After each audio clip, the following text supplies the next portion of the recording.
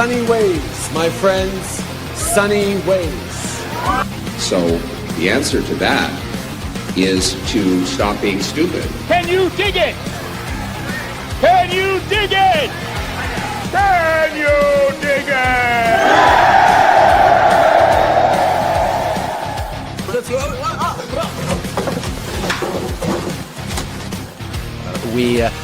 We have recently switched to drinking water bottles out of water out of when we have water bottles out of a plastic. Away from plastic towards paper, like drink box water bottles, sort of thing. Well, Lottie frickin' God! You're ready to fight, aren't you? I can feel it! I intend to resign as party leader, as prime minister. Is this true? Yes, it's true. This man has no dick. Sorry? The servicing costs on the debt that you're going to have to carry, that you're adding to now, right? Interest rates are at historic lows, Glenn. There's the funds. On the topic, I mean, in terms of your sort of strategy currently, you're obviously taking the populist pathway. What does that mean? He's announcing a catalog, everybody! Hey, give him a round of applause! Come on, give him a round of applause! You can't afford a home. You might end up in a tent. Your rent is doubled, but hey, you've got a brand new catalog. When I'm prime minister, I will keep my promises. Now, another promise. Let me try again. A lot of people would say that you're simply taking a page out of the Donald Trump book. Like which people would say that? Well, I'm sure a great many Canadians, but Like who? I don't know who, but... Well, you're the one who asked the question, so yeah. You must know somebody.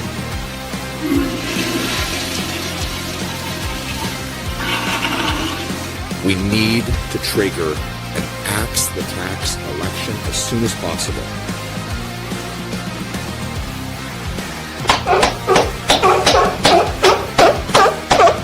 We'll do it live.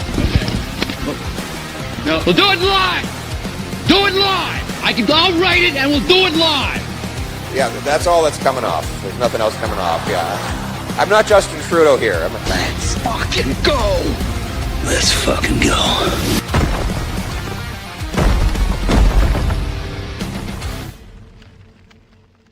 What's going on, ladies and gentlemen? Welcome back to The Fringe. Welcome to a special stream of The Fringe here for debate night. It is debate night, English debate. It's going to be electric tonight. People thought the French debates were a little soft. I think tonight's going to be a lot better because there's going to be a larger audience. Guys, it's going to get crazy. How is everybody? How are you doing? Welcome to the stream. It's going to be so good tonight. I'm so excited. Mrs. Fringe is even here, guys, and we have a special guest I'm going to announce after we get into our good old-fashioned roll call. Let's get a roll call going in here, folks. Let's see if we can get somebody from every province. Let's pull out Donald Trump. Let's see if we can get one person from every province in the country. Let's also see how many of the great American states we can get inside of our live stream. Okay, let's get it going, folks. Chime in. Let's see where we're getting people from tonight. We got Lawrence joining us from Calgary. Welcome in. We got PEIbike.com coming in. PEI here. Welcome in. Ingrid Stewart saying, we need more cowbell. Give me a minute. We just started. We got Cole joining us from the good old United States. Make America great again. Welcome in. Who will be the master debater? We'll find out. Cabron Tax Carson, welcome in. Which reminds me, we have a giveaway tonight, folks, for the stream, courtesy of Cabron Tax Carson. I'm going to get into that as we finish up the roll call, because we got a lot to talk about. Kevin Wells, Cookstown, Ontario, welcome in. We got A604 coming in again from BC. Carol and Gerald are joining us from Calgary. Welcome in. We got Anita coming in from Ontario. We've got Doris coming in from Acton, Ontario as well. Carmel coming in from Ontario. David Brewer joining us once again from Springfield, Missouri, in good old United States of America. Welcome into the stream. It's good to have you here. We got Arctic Ian joining us again from Nunavut. Welcome in. It's great to have you here. Greg is joining us from the friggin' blue hair Sky City. Welcome into the stream. It's good to have you here. Aaron coming in from Windsor, Ontario. We got Tanya coming in from Vermilion, Alberta. Cabron Tax Carson is joining us from Porno Viagra. welcome in. Great to have you here. TP16 coming in from Ontario. We got Radio Reaction joining us tonight as well, making comments about my wife. You gotta leave Mrs. Fringe alone. Don't be throwing in creepy comments, guys. Let's not. I'm just joking. Radio Reaction's a good guy. Go check out his YouTube channel. I know he gets so sick of me saying it, but go check him out. Check him out. Go check him out, guys. Hit the subscribe button. Follow him on YouTube. He's got great commentary, great videos. Go check him out. We've got Mystical Wandering the Wastes of Mordor. Listen, get one of those. What did they fly on? Those big eagles? Get a giant eagle. It'll get you where you got to go. Welcome into the stream. We got Chris coming in from BC. We got David from Halifax. We got Trapper coming in from Nanaimo. We've got Nanette coming in from Saskatchewan. Maryland coming in from Ontario. What time does it start? Debate officially starts in about 23 minutes. I've got it running on the other screen. We're going to bring it in once it gets going. Matthew coming in from Ottawa, Ontario. We've got Dirt from PEI. Welcome in. Sammy coming in from Saskatoon. We've got Draco joining us from Lethbridge. We got Keith coming in from Elkhorn, Manitoba. Welcome into the stream. We've got Mike TV Dub, one of my favorite mods named Mike, joining us from good old Winnipeg. Welcome in. We've got Billy Mustang coming in from Hope, BC. We've got Black Nutty coming in from Manitoba, my home province. Well, born and raised. Yes. Winnipeg, Manitoba. Shout out to Winnipeg. Louise coming in from BC. Thomas saying no one likes it soft. Well, you got to talk to the Chinese. Welcome into the stream. Reg Porter coming in from Spruce Grove. You got Joe coming in from British Columbia. We got Three Pairs coming in from Grand Prairie with a woo in the stream. A good old Ric Flair woo. Come on, welcome in. We got Jonathan coming in from Airdrie. We got Just Me coming in from the wonderful state of Florida. Wonderful. Gavin Newsom's Florida. Welcome in.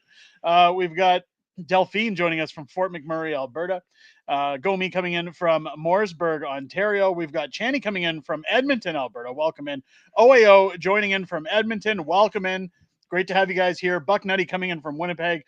We got Becca, CRI, joining us from Lloyd again. We've got Marilyn joining us from London, Ontario. Grant from Havelock, Ontario. Sharon from Edmonton. Welcome. A lot of Edmonton tonight. Ad Kaylee, I hope I'm saying that right, from BC. We've got Rick from Ontario. Annetta coming in from Toronto, Ontario. Oh, the home of Olivia Chow. You want to go to the library, maybe check out Mein Kampf, some books about pedophilia. Welcome into the stream. We've got Geostyle coming in from New Brunswick. Welcome in. Red Tank Girl coming in from Nainville, New Brunswick. Welcome in. We got Faye coming in from Cornwall, Ontario. Mark joining us from Southern Ontario. We got Claudette from Sudbury, Ontario. Xylo, the one in the middle. There you go. Welcome in. X-Jeep coming in from Niagara Falls, Ontario. Guys, what was that? Minnesota? Did I see Minnesota in here? We got Maze coming in from Minnesota. Welcome in the stream. I got to get caught up in the stream, guys. God, all you guys are so fantastic. We got Ingrid with a $5 super chat. Let's get the party started. We're going to get on that. Thank you for the super chat. You guys are great. You guys are great. It's so great to see you guys in here. Hit that like button below the stream. I have a big announcement, a little bit of announcements, a little business to get out of the way before we get on the stream tonight. We're going to play a game. We're going to play a little game here on the stream tonight because we're going to have fun. This is the debate to end all debates. Mark Carney is going to be smacked around. It's going to be great. At least I hope he is. We're going to play a little game. Now, you know the Fringe is not much of a drinker. I've said many, many times, I have not touched the old liquor for quite some time. Many people. I can't believe of all nights you chose tonight. Miss Fringe is going to need to babysit you Miss later. Fringe is going to be babysitting later. It's going to be great. The couch is comfortable. Oh, guys, hold Fringe. He's going to get drunk. He'll be walking around hammered. So what's the game? Miss What Fringe, are you drinking to? Taking care of me. No. Walking. Fringe is going to leave you on the bathroom floor. Guys, walking ain't leaving. He ain't going nowhere. Every time they mention good old Donald Trump tonight, I'm taking a shot. I'm taking a shot. A guest joining me on the channel tonight is a German friend of mine named Das Boot. Now, I cannot show liquor on stream, but Mrs. Fringe can attest that the majority of this Das Boot is filled with Jack Daniels. We only drink American whiskey on this channel, ladies and gentlemen. Almost full of Jack Daniels. There's enough Pepsi in there for color because I don't know if I can show liquor on stream. So let me tell you, Every time we hear Trump, every time they mention Donald Trump, we're taking a shot tonight. I'm taking a shot. And every super chat over $20 that comes in, I will be donating to Tamara Leach's appeal fund.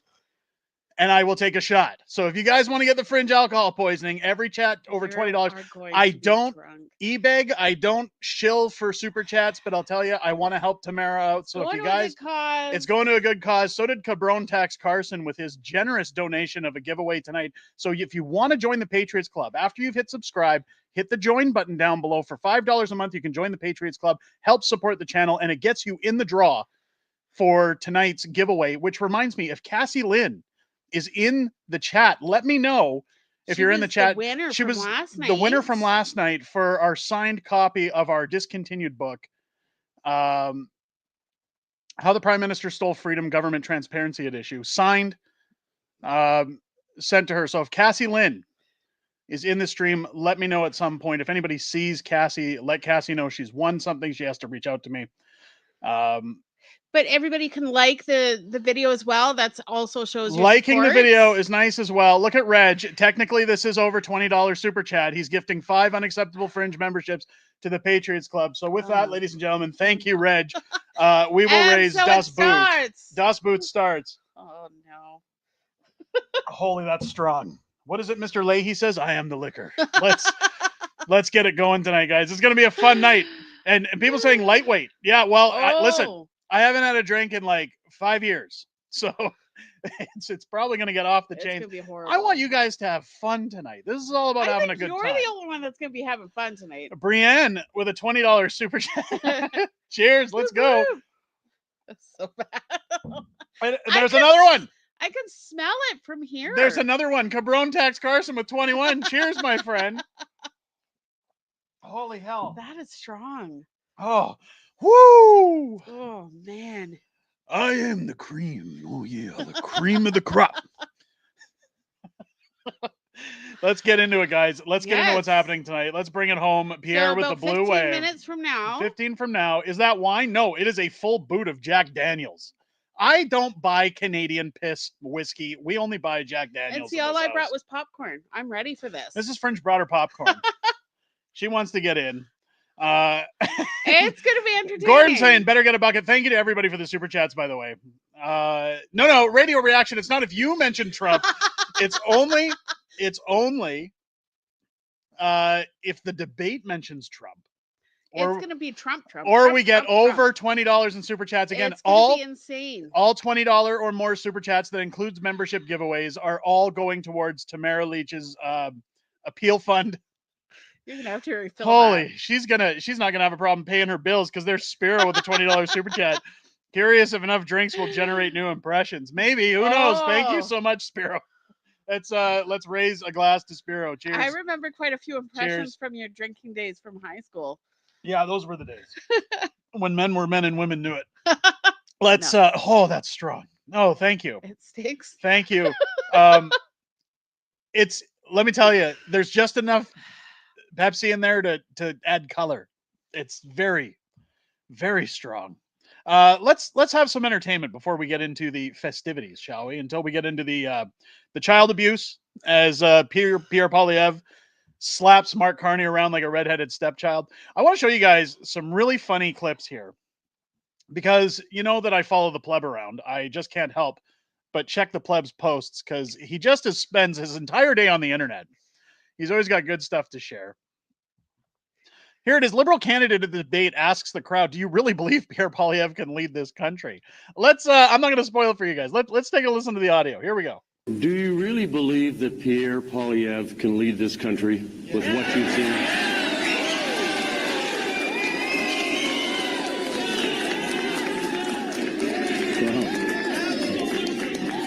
Well, good for you. I'm ready, I'm willing, and I'm capable of going to Ottawa to represent your interests. Not happening. Completely silenced. Do you think Pierre can run this country? Yes. Unanimous. Yes. Of course he can, and he's going to. He's going to kick the crap out of Carney tonight. It's going to be great. The last 10 years of abuse that we have suffered, ladies and gentlemen, at the hands of Justin Trudeau is going to come back full-scale pay tonight as Mark Carney gets smacked around. Now, keep in mind, and this is one thing we should probably caution, ladies and gentlemen, too, as we get into debates, because somebody made a good comment on X today that made a lot of sense. And I want everybody to go into this prepared. You're probably not going to like the way Pierre handles himself tonight on certain questions. Just a reminder, and this is something that we've talked about in the streams multiple times. Pierre Poilievre has to convince voters in Southern Ontario with TDS, those who don't like Donald Trump, to go and vote for Pierre Poilievre in the upcoming election.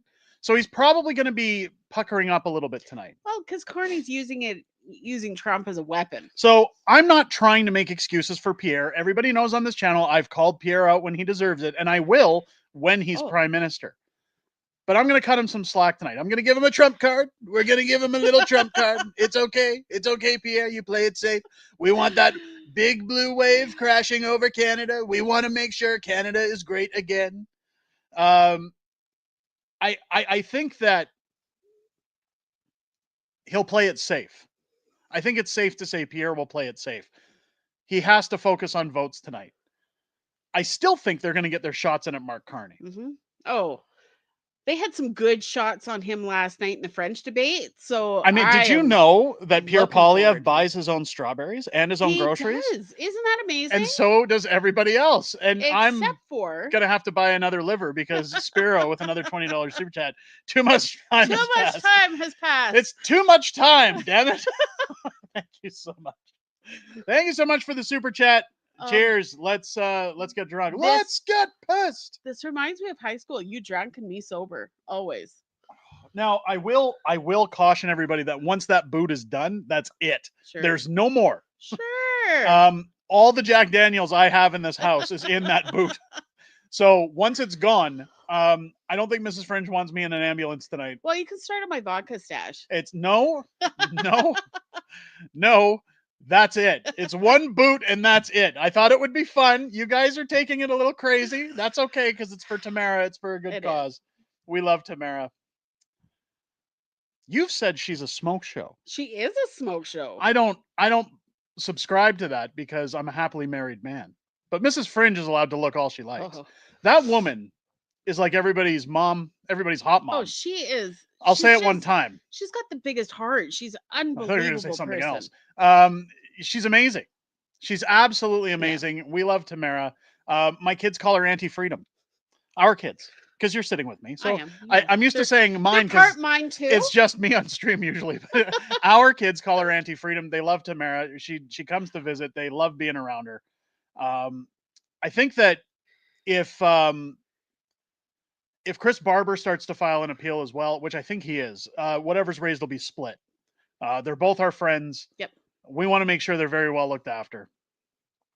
Yeah, what they're doing is just absolutely disgusting. Absolutely disgusting. When I talk about Tamara, let's take a look at one of her tweets that came out. That was my bad. I was sending a tweet. Here we go. Tamara Leach posted this 8 hours ago. We weren't able to secure a date yesterday for the sentencing hearing, and instead another speak to was set for April 28th. So again, we got to wait until election day. Isn't that coincidental? In addition to time needed, or sorry, the day after election, I think. No, election 27th day is the 28th. I thought election was 27th. Nope. Either way. 28th. In addition to time needed to enter numerous impact statements, coincidentally and conveniently comprised of the individuals suing us for $300 million, the Crown has added a forfeiture order to seize Big Red, which will add significant time to argue. Therefore, I suspect all parties will need to find 4 to 5 days in their schedules for the sentencing hearing. The Crown is also seeking 2 years in federal prison for each of us. 3 days were tentatively set aside at the end of May for a stay of proceedings application put forth yesterday by Miss Magus on Chris's behalf.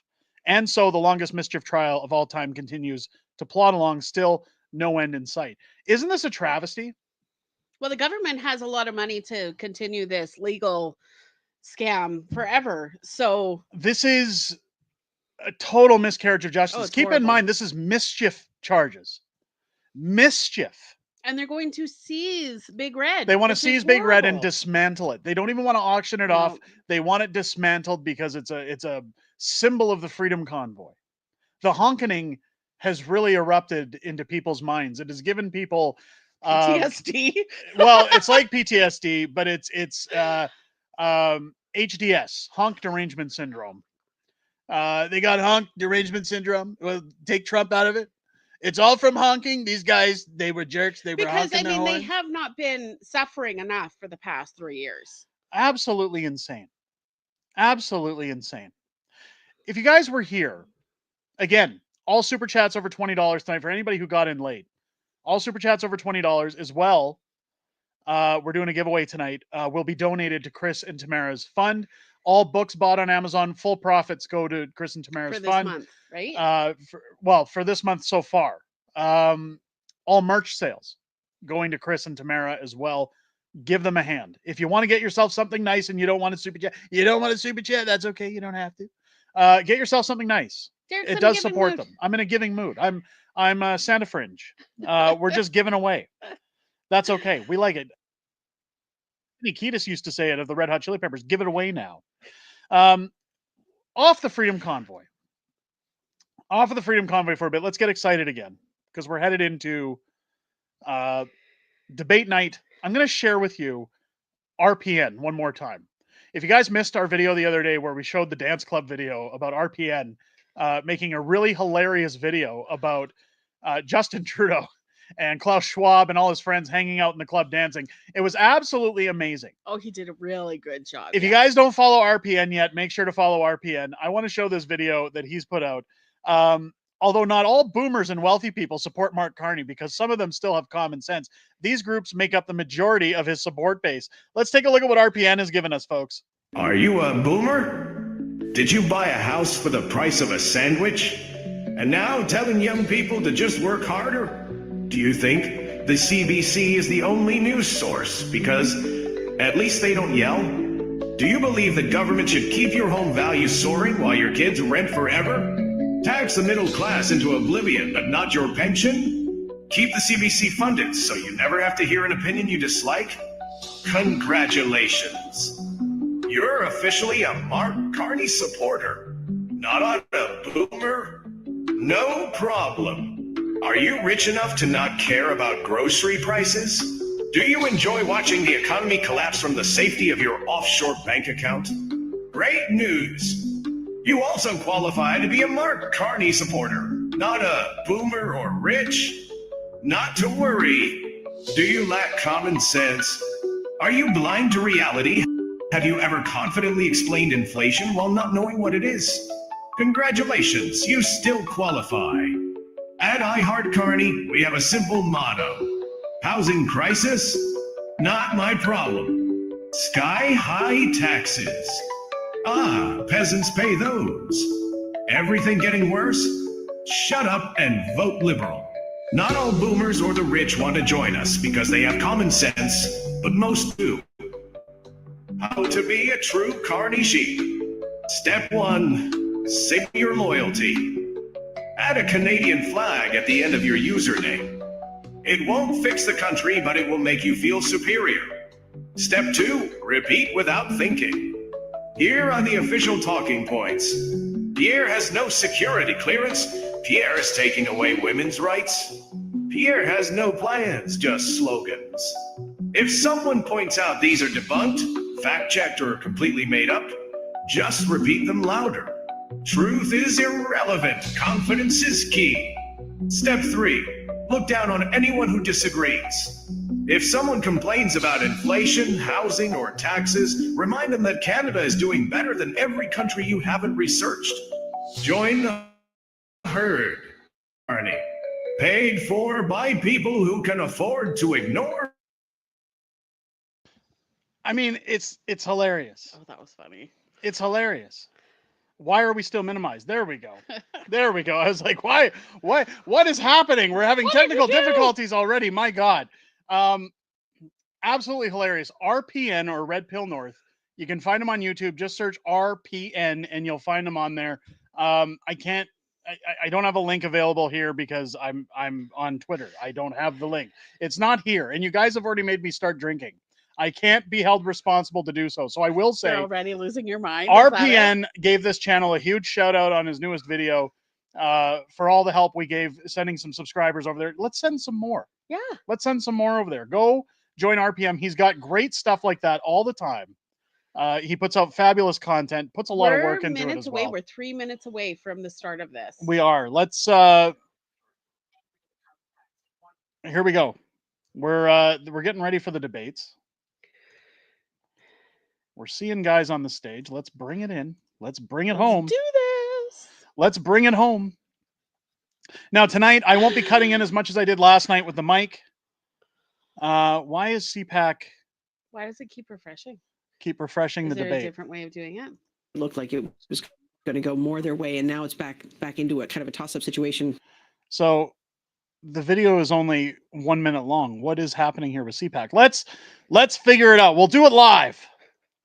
Oh, it says here live in 2 minutes. 1 minute. Live in 1 minute. There we go. Now we have the debate. Live event will begin shortly. What I was trying to say is I won't be jumping on the mic as much as last night because Mrs. Fringe is here, so I don't have my headset on, which means the audio would cut in. So I'll have to reduce the audio if I do jump in with Mrs. Fringe. Again, folks, for anybody coming into the stream late, we're doing a giveaway tonight. If you want to join the Patriots Club, hit the join button down below. Supports the channel.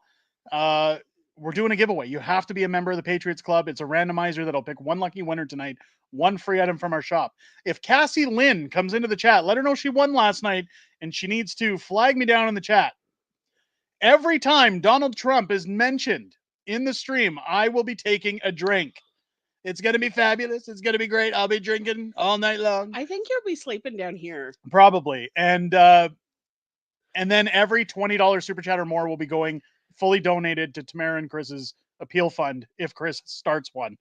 So if you want to support Tamara, that's the best way to get it in. Mike saying, bro, kiss your liver goodbye. That's the whole idea. We want to have fun tonight. We want to have fun with you guys as we get into this live stream. It's going to be great. Going to be a grand old time. Donald's going to get drunk. It's going to be fabulous. New voices coming out. And if you haven't hit the subscribe button yet, please, for the love of God, at least let me go to the hospital saying to the doctors, I might have got liver poisoning, but it was fully worth it because we're getting that silver play button for the kids. Let's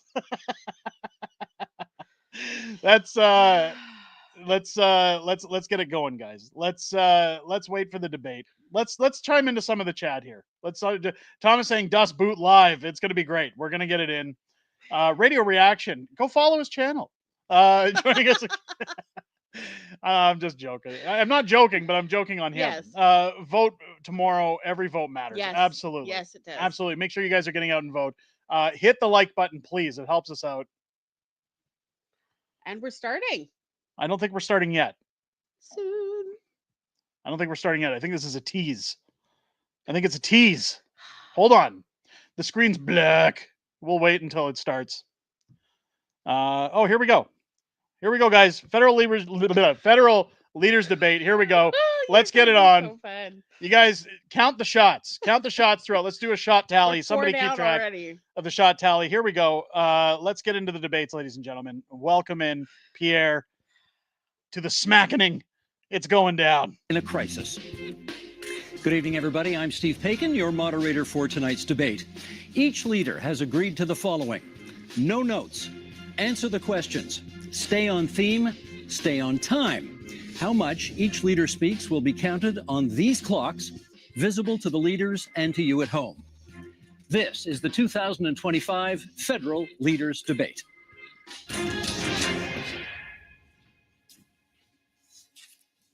Well, welcome, leaders. Good to be with you here tonight in Montreal for what I'm sure will be a memorable evening.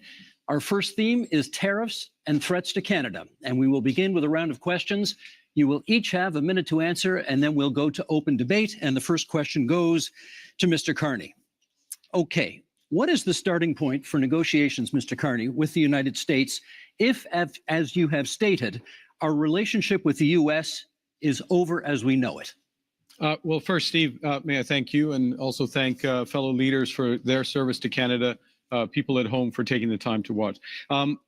I just want to underscore the premise to your question, because I think the relationship that we've had with the United States, relationship over the course of almost the last 4 decades, which has been one of steady and increasing integration, has fundamentally changed because the president is looking to fundamentally restructure the trading system. So the starting point has to be one of strength. It has to show that we have control of our own economic destiny, has to have a clear plan here at home to build this economy, to diversify our trading partners with like-minded countries, and also has to have a position of strength in terms of our reaction to the U.S. unjustified tariffs. And that's why we have put in place counter tariffs that have maximum impact in the United States and minimum impact here at home.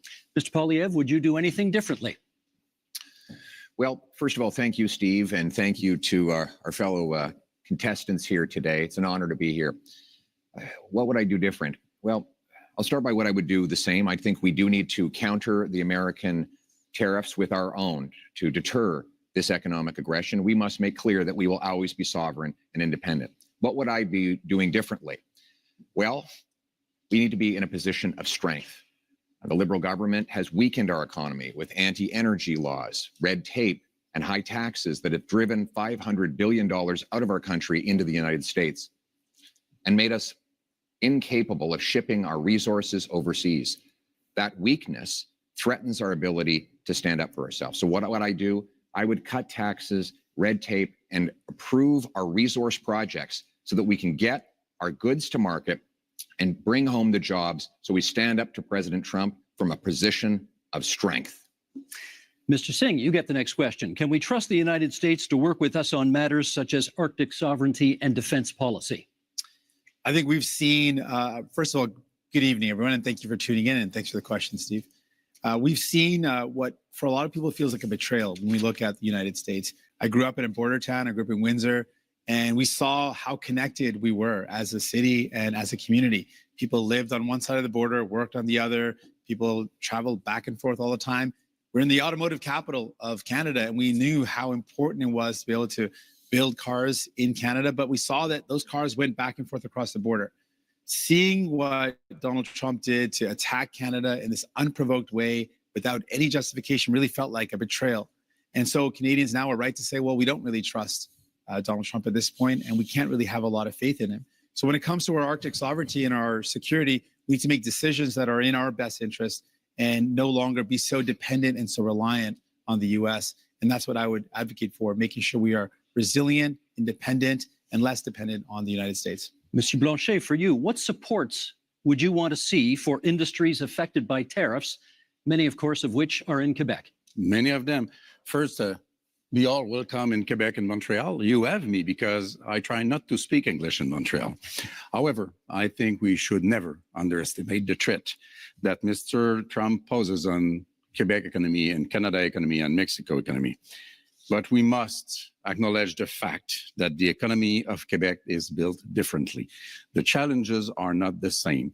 The necessity for Quebec to have at least partly its own voice in the negotiation is important. The difference between Quebec and Canada is very important in terms of economy, but also in terms of identity and language and values and who we are and the way we want to handle immigration. So we have the right to be different. And if this difference is being respected by whoever becomes Prime Minister of Canada, we will be reliable partners in order to achieve the best possible negotiation and protect ourselves and our economies as partners. Merci, Monsieur Blanchet. Okay, we now move into open debate, and I'll start it off, Mr. Carney, with you, and then we go from there. Do you still support dollar-for-dollar tariffs, even if they ultimately threaten Canadian jobs and businesses? No, and in fact, we've already moved off from dollar-for-dollar tariffs. We have to recognize, and I think we all do, the United States economy is more than 10 times the size of the Canadian economy. And the principle in terms of our counter tariffs is to have maximum impact in the United States, as I said a moment ago, minimum impact here. So we have to think about the impact on Canadian businesses. I'll give you one example, if I may. In the auto sector, the way we've designed those auto tariffs is that Canadian automakers if they maintain production here, if they maintain their investments here, when I say Canadian automakers, I mean automakers that have jobs and plants and production in Canada, then they can have lower tariffs on what they ship to the United States. We create a huge incentive for them in order to do that. We also have carved out the Canadian auto parts sector. Last point, I know you're pressed for time, the Canadian auto parts sector, so that it can remain competitive with the United States. We're focused on maximizing Canadian jobs, maximizing the harm in the U.S. So that we get them where we need them. Mr. Poilievre, you want in, then Mr. Singh. Well, Mr. Carney, you claim that you want our country to respond with strength, but after the last decade, half of which time you've been Justin Trudeau's economic advisor, our economy is weaker than ever before. It's been the worst growth in the G7. We've lost $500 billion of investment south of the border. You supported blocking pipelines in Canada that gave Donald Trump and the US a near monopoly over our energy. And now you want to keep in place Bill C-69, the liberal no new development law that blocks us from shipping our resources overseas. How could you possibly think it's a good idea to give the Americans a continued monopoly on our energy projects when you have seen how much these liberal policies have weakened our country over the last decade? Let Mr. Carney respond, and then Mr. Singh. Sure. If I may, yes. So let's go to my record. My record is a month long as Prime Minister. And this goes to the heart of coming to the Americans with strength, but doing the right thing for Canada. Within the first week as Prime Minister, I sat down with all the premiers of the provinces and territories, as well as the leaders of the Indigenous peoples. Got an agreement with all the provinces and territories, doesn't happen very often, got an agreement for them to have one Canadian economy instead of 13, first point. Secondly, to commit the federal government to do its part by Canada Day, so free trade in Canada by Canada Day. Thirdly, the federal government to commit with respect to project reviews. The question was about pipelines. I'm getting to it. Thirdly, one project, one review, and relying That's on provincial. Yes, it is possible under our system. No, it is the impact assessment. It is agreed on under the impact assessment framework, and we have a cooperation agreement with British Columbia already. We're looking forward to them with the other provinces. We will move forward. Mr. Singh's turn, please. Of course, we agree around having a strategic response to the United States. But what I'm concerned about is what we're doing here in Canada. We are already seeing threats to our country in that just the threats alone of the tariffs have meant Canadians have lost their jobs. The threats of the tariffs that are in place right now, the impact of those tariffs is that we've lost jobs in steel, aluminum, and the auto sector. People are already losing their jobs. And while Mr. Carney, you had time, as you mentioned, not very long time, but as Prime Minister, you showed us your priorities. The first thing you did is you had traveled, you made a tax cut for millionaires, which was reversing on the capital gains. So you gave a tax cut to millionaires, but you didn't have time to increase the amount that workers get on EI. Right now, workers who are struggling and wondering, what am I going to do if I lose my job? Workers who've lost their job are saying, how do I pay my bills when EI only covers half of a worker's salary? Maybe 40 years ago that would have worked, but right now most workers are spending their entire salary just to pay the bills, to pay their mortgage and their rent, and to put food on the table. So EI is not good enough, and it shows Canadians that you didn't make it a priority to protect those that are impacted by these tariffs, that are threatened because their jobs are lost. We have not heard from Monsieur Blanchet yet in this segment, so please. Yeah, Sir Carney, you are becoming a real Canadian leader, saying one thing in French and another one in English. You said in British Columbia in February that you would force oil and gas through pipelines through Quebec, either we wanted it or not. You would use emergency powers in order to do so. And 2 days later in Montreal, you said that you would never do that without the approval of Quebec. What's the point of using emergency powers if you do have the agreement of Quebec? However, I do agree with you. It's important to be very strong in front of Mr. Trump. However, I would keep the dollar for dollar policy.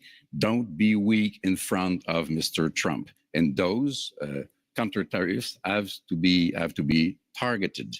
You have put out already $2 billion for Ontario auto industry, car industry, and the lumberwood industry in Quebec has already paid to United States $2 billion, and you have not raised one finger in order to help us. Let's get from Mr. Poilievre and then a response from Mr. Carney.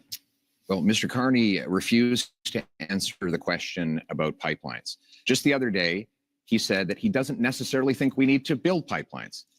Let me tell you what that means. Right now, the Americans get 97% of our oil, 100% of our natural gas exports at big discounts. We have to send Canadian oil from Western Canada through the States just to get it back to Quebec because we don't have a pipeline. And now there's this law, Liberal Law C-69, which effectively bans pipelines. The 14 biggest energy and resource companies say it has to go if we're ever going to build another project. And I asked Mr. Carney why he would keep in place this anti-pipeline law that effectively empowers Donald Trump to have a total monopoly on our single biggest export. Why would you not repeal this liberal law? Isn't it because you are exactly the same in the same line as Justin Trudeau and the rest of the liberal team that is now making up your cabinet? Let's get a response. Well, let me pick up a couple of points that have been made. The first thing I did as Prime Minister was to cut the carbon tax. That's the first thing. Second thing is made a commitment that all proceeds from our tariffs will go to workers and those companies most affected. There were several points raised. Nothing so far. If I may, Mr. Steve, if I may address, I'm trying to do it quickly because several points raised. All proceeds go to workers and the firm most effective, and those proceeds are considerable. Third thing, I'm interested in solutions. I'm interested in getting energy infrastructure built. That means pipelines, that means carbon capture, storage, that means electricity grids. And here's how you do it. And we've already moved in the first month. Cooperation agreements with the provinces. Guess what? We are a federation. You need to cooperate with Quebec. You need to cooperate with the provinces. You need to get First Nations and Indigenous people buy-in. You can do that through the one project, one review window that we put in place at that first ministers meeting, as well as, if necessary, using emergency powers to fulfill the federal responsibility, but not the unique. Mr. Poilievre, you want to come back on that? What you're saying, Mr. Carney, with respect, is a total contradiction. The No New Development Law, C-69, guarantees there will not be one-stop shop because it requires the government of Canada to actually duplicate the same project. Have no regulation. Have one-stop shop. Mr.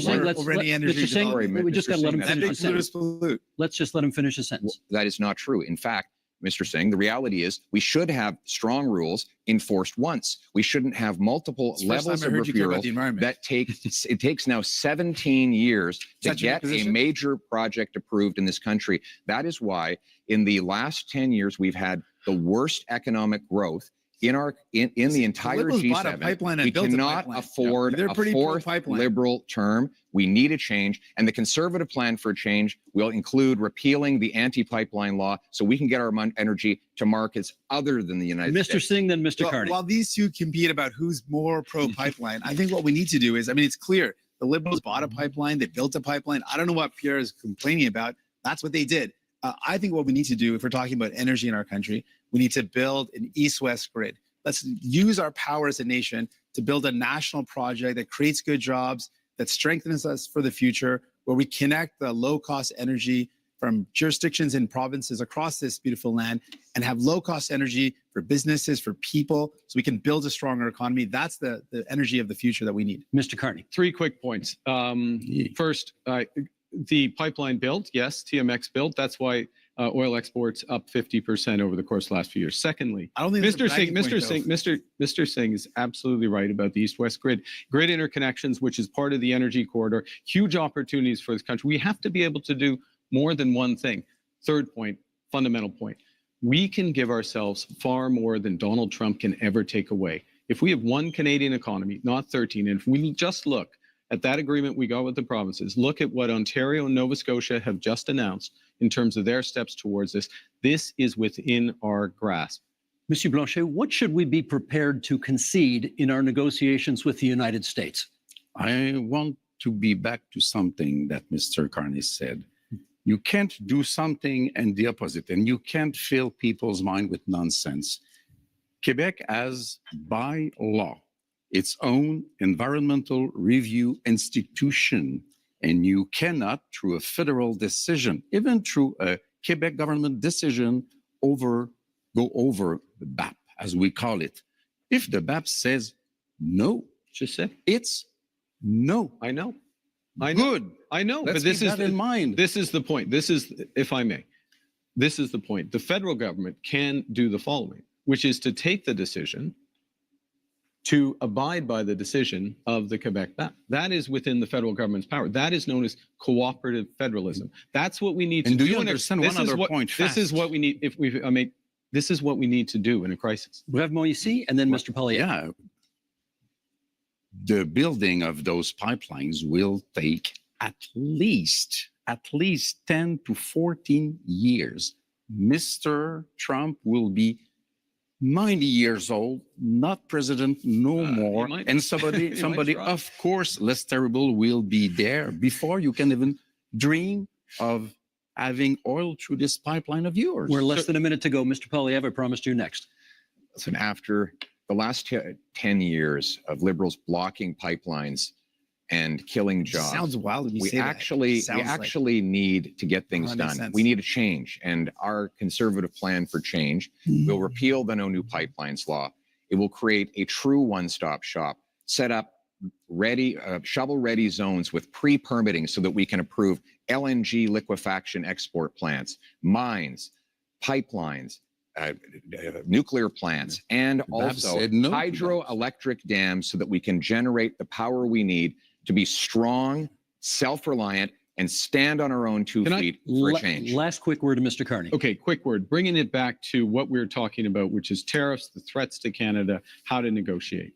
We need these options. We need these options to build domestically, to build one Canadian economy. We need to act. We need to diversify our trade partners. And that will is give our us time in this strength segment. to the US. That is our time. Okay, you know my job tonight. I got to be the heavy guy here every now and then, making sure everybody comes to time. And I'm keeping an eye as well on making sure that everybody gets rough justice over here. That concludes our first section and our first debate. Up next, affordability and the cost of living. Our goal is to double the pace of housing construction. It will lower your bills, build homes you can actually afford. Il faudra parler des entreprises du Québec, des travailleurs du Québec, des aînés du Québec. A big, powerful bring it home tax cut on work, investment, energy, and home building.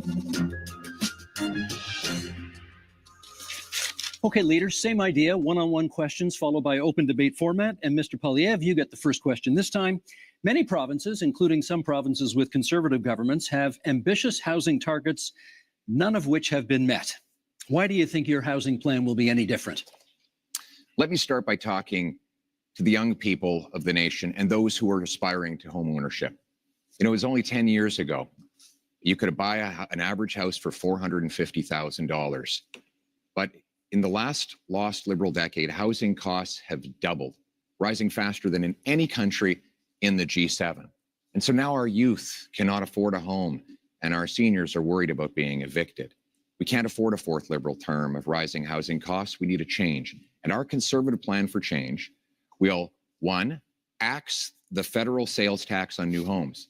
2, incentivize municipalities to cut their construction taxes to bring houses down in cost by $100,000. 3, sell off federal land for homes. And 4, train up 350,000 young trades workers who can help build those homes. Because you deserve a home, and we're going to make it happen for a change. Also on the issue of affordability, Mr. Singh, you get the next question. How do you bring down grocery prices in the midst of a trade war? I appreciate the question. This is a big concern. When I talk to Canadians, they tell me they're really feeling squeezed from the cost of living. That's one of the top things that people tell me about. People are saying, I can't afford to buy groceries. Every time I go to the grocery store, it's just ongoing worry and this feeling of anxiety that can I actually afford the things that my family needs? On top of that, people are worried about the cost of homes. I think those are the two biggest things I hear. So we can do things about this. Other countries have taken concrete steps. We can put in a price cap on food essentials. France has done it. Greece has done it to great success. It's brought down the cost of food significantly in both those jurisdictions. We can also ban corporate landlords from buying up the affordable homes to keep homes that are affordable. We can make things better for Canadians, but it requires having the courage to take on the powerful corporations that are ripping you off, that are price gouging you. And we know that price gouging is one of the major reasons why food prices are going up. You're never going to hear Pierre Poilievre or Mr. Carney talk about the fact that these are the corporations. Thank you, ripping Mr. off, Singh. I That's will. time.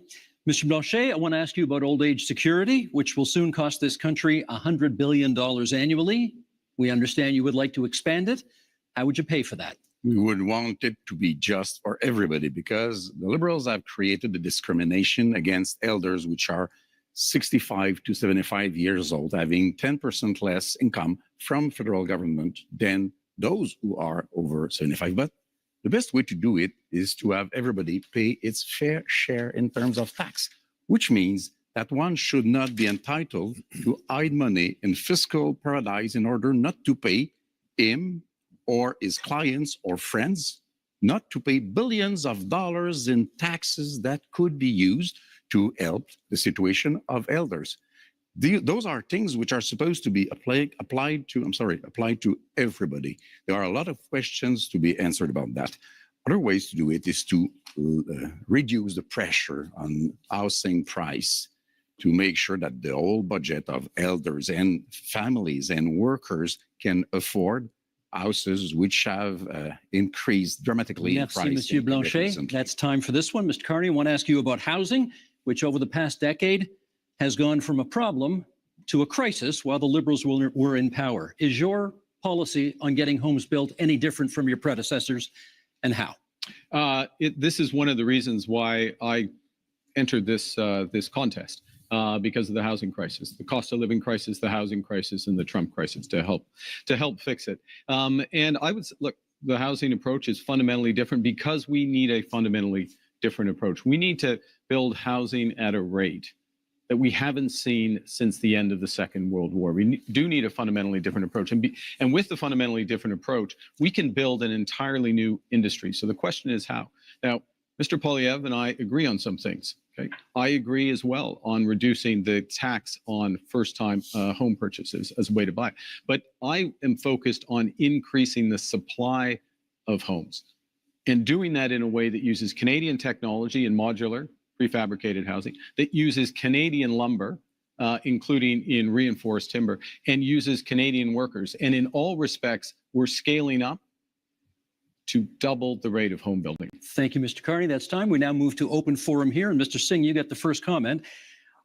Many of you have pledged to cut the GST on many aspects of buying a home. And Mr. Singh, I want to ask you, would you cut the GST on anything else in order to make life more affordable? Absolutely. In fact, I'm the only one on this stage that fought to give people a GST holiday.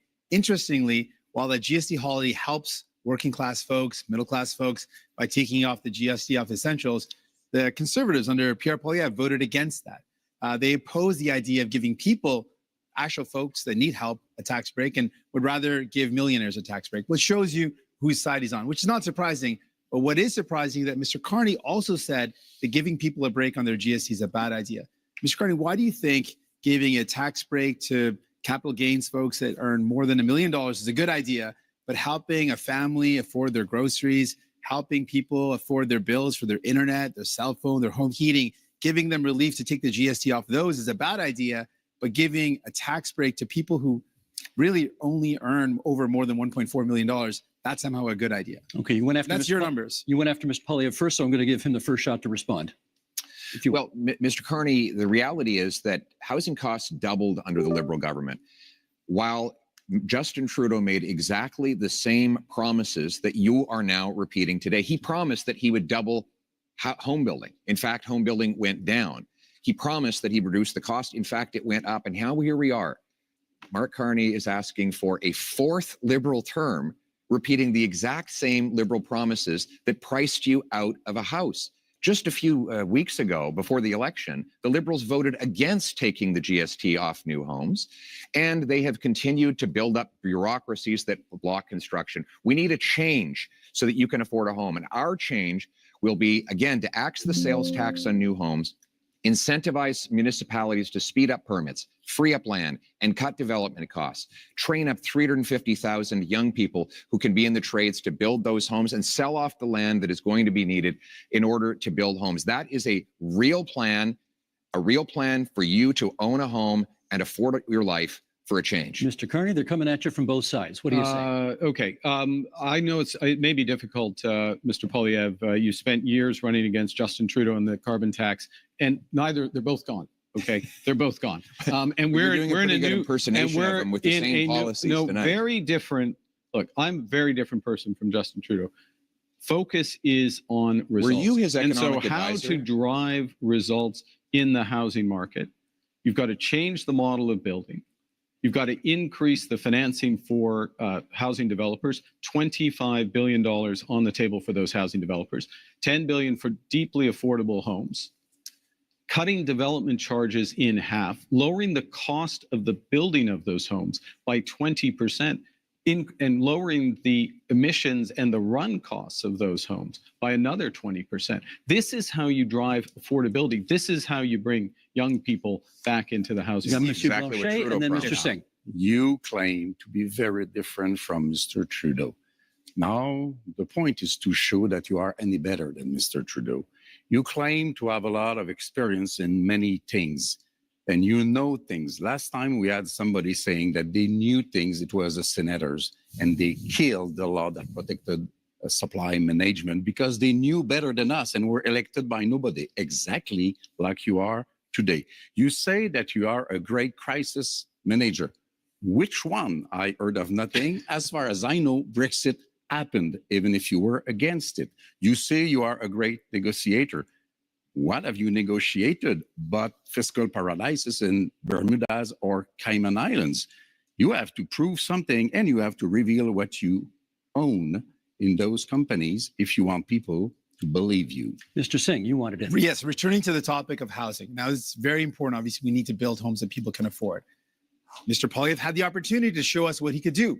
He was the Minister of Housing under Stephen Harper. And during that time, guess how many homes he built? He built 6 homes during that entire time.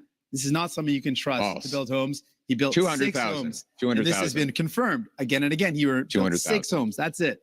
Now, the problem, though, with Mr. Carney is, well, he's laid out a plan. The problem is that when he was the chair of Brookfield Investments, this is a company that made a strategic decision to buy up affordable homes in cities like Toronto, where people were paying a decent rent. And they purposely bought those homes, kicked out the tenants, and jacked up the rents. That is not someone you can trust, sadly, to deal with the housing crisis when, Mr. Carney, you profited off of it. We're going to get responses here. Mr. Poilievre first, Mr. Carney second. First of all, Mr. Singh, hold this up to remind you. The Toronto Star, the Toronto Star debunked your falsehoods. No, it was 6 homes, and I appreciate neither Liberals or NDP are very good with math, but in that year, the year I was the minister, if I could, which is great. the year I Mr. was, Singh, let's let him answer. in the year I was, high enough, though. the year I was minister, we had 200,000 homes built, and guess what the average price of a home was at the time? $450,000. And guess what happened And at the end of the conservative reign? one bedrooms It rented doubled. out for $900. And that since that time, housing costs have actually doubled under the Liberals. They doubled and under now we have Conservatives, too. now we have Mr. Carney making tens of billions of dollars of spending promises that They will doubled under ultimately you as well. continue to build bureaucracy. We don't need more bureaucracy in Ottawa. We tried that for 10 Liberal years, Mr. Carney. What we need is to build homes in communities. Certainly and not that need means Conservatives. axing taxes on home building and getting the government out of the way so that builders can actually build. I think, Mr. Mr. Carney, Can I pick you up- are on housing. We need Can a I- change, and you, sir, are not a change. Mark Carney. I'm going to pick up on, I thought that answer was quite revealing. The first thing is that it's an attitude towards housing that absolutely ignores affordable housing, deeply affordable housing, issues with vulnerable people, ignores the rental market, ignores all other aspects of it. So the 6 are the relevant. Mr. Singh is absolutely right. The 6 are the relevant. 200,000. The 200,000 are a different part of the housing market. There are many Canadians. There are many Canadians at different income levels. The second thing it reveals is a misunderstanding, I'll be polite, of how the government's balance sheet can catalyze enormous private investment. And that is what we need to do to solve the housing crisis. It happens to be what we need to do as a whole to address the economic crisis that's been forced on us by President Trump. Mr. Blanchet? Yeah. You have spoken much more than I have, so I won't ask a question. I will make a statement instead. I'm not saying no. I'm not saying that you cannot do what you pretend that you are able to do. We just have no proof so far. I'm saying quite clearly that you cannot be entitled to do it alone. You cannot be entitled to hold all the power in your two hands. You cannot go out there and fix things for Canada and Quebec without being seriously checked by serious people. You cannot go out there and speak for Quebec without Quebec having its own strong voice to protect itself and to promote its different economy. So if you want to collaborate, let's say right now that whatever happens, even if minority government happens, you will be a partner with the different Quebec economy and identity, which you have been not interested in for the economic part and not respectful for the identity. Let me get Mr. Singh in at this point. Can you tell us what's the first thing you would do to make life more affordable for Canadians? Yeah, there's a lot of things that we can do, and I've laid out some of those things. I think fundamentally, I'm the only person on stage that not only fought for real relief for people in terms of affordability, I'm the only one that fought for pharmacare that actually makes life more affordable by giving people medication coverage, dental care that gives people more affordability by letting them access their services if you're a senior and a kid.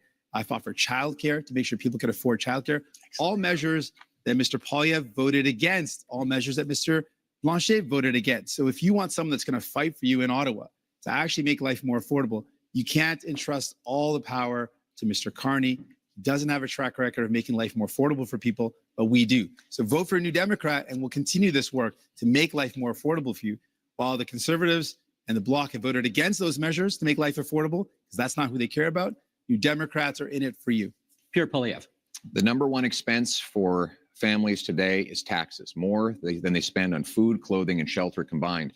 This after 10 years of Liberal tax increases. We can't afford a fourth term of high Liberal taxes. And that's why Conservatives have a plan for change. And that plan includes voted against every measure to help people out. Cutting income taxes by 15% for the average worker and senior, saving a working couple up to $2,000, rewarding hard work again, because hard work is actually being punished. Is actually being punished because of the very high taxes. Now, the Liberals promised 10 years ago they would lower them. They actually raised taxes on 9 out of 10 Canadians. We need a change in this country because your hard work should once again pay off with a powerful paycheck that buys you an affordable home. So you want to save people $2,000, and that's what we will deliver. You want to save people $2,000, but cut their dental care, which is thousands of dollars. Cut their child care, which is thousands of dollars. Cut pharmacare coverage, which is thousands of dollars. That's not a very good math deal right there. You're going to save people $2,000, but cost them tens of thousands of dollars. That's why you cannot afford Conservatives, and you certainly can't trust the Liberals. Mark Carney's turn. You need New Democrats. Mark Carney. I'm going to reinforce that point, and then I'll respond to Mr. Blanchet.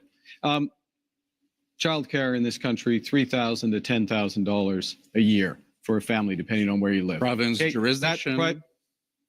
Depending on where you live, that's what's being saved there. $800 per trip to the dentist.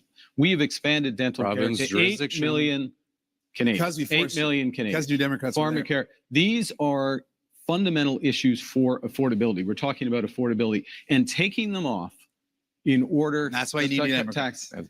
That's not what I've said. And in terms of income taxes working with Quebec for Canadians, yes, absolutely. Throughout the short time I've been Prime Minister, working directly with the Premier of Quebec, our Minister of Foreign Affairs, our Minister of Finance are from Quebec. Quebec and Quebec issues, whether it's why haven't you answered Mr. Legault's letter? He asked 5 things in the letter. He reduced his expectations. We're talking about, and you did not even answer him. And tonight, you are so much in love with Quebec. Steve, the question that Canadians have to ask: why vote for Conservatives? He's got the Mr. Singh. Sorry, he has the floor. Yeah. The question you have to ask is, after a decade of Liberal promises, can you afford food? Is your housing more affordable than it used to be? What is your cost of living like compared to what it was a decade ago? And are you prepared to elect the same Liberal MPs, the same Liberal ministers, the same Liberal staffers all over again for a 4th term? Mr. Carney, Justin Trudeau's staffers are actually here with you at this debate in Montreal, writing the talking points that you are regurgitating into the microphone. How can we possibly believe that you are any different than the previous 10 years of Liberal government? 25 seconds left in this segment for you to respond to that. Look, I do my own talking points. Thank you very much. The biggest risk we have to affordability, the biggest risk we have to this economy is Donald Trump. So first and foremost, we've got to get that right. Secondly, we need to do it in a way that brings everyone along together. That means preserving pharmacare, dental care, child care, reinforcing health care, spending our intrusion in clock is Quebec on- jurisdiction over and again. I like the if clock we is were on any zero. better than we are. The clock Is is there on zero. one thing Canadians can do that Quebecers cannot do? You are doing intrusions in our jurisdiction with our money, pretending you are better. And most of the time you try to copy what we did with our own money against us. What's that as a policy? Don't you have your own things to care about? That really is time for this segment. I wanted to be polite and let everybody finish their points, I'm but far we beyond, got to move so on. I took the liberty. Thank you. Okay, that ends section 2. Up next, public safety and security. Fight crime, to protect Canadians, and to build communities that are safe, secure, and strong. Keep crime, drugs, stolen cars, and other illegal substances out of our country. We're going to invest in our borders, and that means hiring more border officers. Resources are in short supply, not enough staff. This is not the nice way to treat people who come to our border. Okay, same format, one-on-one questions and then open debate. Monsieur Blanchet, you get to go first in this one. Public safety and security. For a lot of people, that means the fentanyl crisis. I'd like to know what you could contribute to ending that crisis in this country. The fentanyl crisis is a very serious issue, which is a bit less important in Quebec than it is in British Columbia. I think the whole border thing is the real issue. Immigration is a very important issue for Quebecers. Immigration has to be dealt with in an orderly fashion. Our borders are not dealt with in an orderly fashion. The rules are not respected. The rules are unclear. Some rules even invite people to hide for 2 weeks illegally before coming out. Some things has to be done. The situation of one person asking for asylum may take as much as 4 years without us reducing the number in order to deal with them in a human way. The services for every citizen in Quebec are being reduced because we cannot afford the fact that we are receiving much, much more people in Quebec from this specific type of immigration than we can afford, and we cannot teach them French. That's time, Monsieur Blanchet. We can, of course, return to the immigration issue during open debate, should you choose to. Mr. Carney, question for you. The Liberal gun buyback policy, not considered a success by many people. Reviving it is in your platform. Yeah. Why would it work this time? Yeah, I think, well, what we've seen with that policy is some success at the commercial level, but not at the individual level, because it hasn't been, in my opinion, it hasn't been organized properly, and it needs to be organized properly. And I've instructed the Minister of National Security and Public Safety in order to do that. So part of this is a different focus of government, a focus on results, a focus on clear milestones in the short term. Let me make a broader point, though, on gun, which is that we have a problem with guns coming over borders, which is why we've tightened our borders. We have an issue, though, with a gun industry that is continually coming up with new forms of assault rifles, mass killing machines. We've banned over 2,000 of these. Every single time there has been a vote in the House of Commons on gun control, Mr. Poilievre has voted against it. You can't be tough on crime unless you're tough on guns. Mr. Poilievre, you can come back on that in the open debate if you want to, but my question for you in this segment is, Indigenous people are statistically overrepresented in our correction system. Are you concerned that your tough on crime platform will make that worse? I'm concerned that Indigenous people are disproportionately the victims of crime. I give you the example of a wonderful group of Indigenous people who came under attack in Saskatchewan, and many of them were murdered. Killer was out of jail after 60 prior convictions. This is the result of 10 years of liberal laws that allow the same offenders to be released dozens and dozens of times, even when it's known they are a danger. We can't risk a fourth liberal term of soft on crime policies. We need a change. And the Conservative plan for change will bring in a 3 strikes you're out law. 3 convictions for serious crimes, you go to jail for at least 10 years, maybe for life, no chance of parole or bail. We will bring in life sentences for traffickers of fentanyl, human beings, and guns, and we will secure our borders to keep the illegal Thank you, guns Mr. out. Poilievre. That's time. Mr. Singh, your question is about the RCMP, because you've got RCMP reform in your platform. What, in your view, is the problem with the RCMP? Well, some of the basis for this is the concern that's been raised in more rural communities and northern communities that there have been some serious concerns about violence or inappropriate use of force when it comes to the execution of their duties. We want to make sure that we've got a top-tier police force that provides security and safety to those communities in a way that's sensitive and understanding of the communities they're serving. I also think what's very important is for Indigenous communities, Indigenous policing. This is an area of deep concern. I think everyone in our country should be safe. You should be able to be safe at home, safe when you go to work, safe if you take public transit, safe for your kids to be able to play in the local playground. And that's something I'm committed to. And the other area that I'm focused on when it comes to public safety is making sure we prevent crime before it happens. And that's why we want to see increased investments in our border security. We saw under the Conservatives, they cut 1,100 border officers in one day. So that prevented our ability to keep our borders safe. That stops those materials from Mr. coming Singh, into the that's country. time. Not sure it was about the RCMP, but maybe we can get back to that during the open debate segment, which we go to right now. And Mr. Poilievre, you get the first word on this one. And it sort of dovetails on the last answer you gave, which is you have pledged to be the first prime minister in this country to use the notwithstanding clause, setting aside charter rights of, as you call them, multiple murderers. Why do you think that's necessary? To be clear, I want to uphold the charter rights of Canadians under Section 7 to life, liberty, and security of the person. Right now, that right is violated by multiple murderers who are given discounts. The case in question was a gentleman who went into a mosque and shot dead 6 innocent worshipers. He got, according to this ruling, only one 25-year sentence, meaning he can be out in his 50s. He only serves 4 years for every murder that he carried out. That is outrageous. And I will use the constitutional powers that are created for this purpose to ensure that mass murderers stay in maximum security penitentiary for life. They will only come out in a box.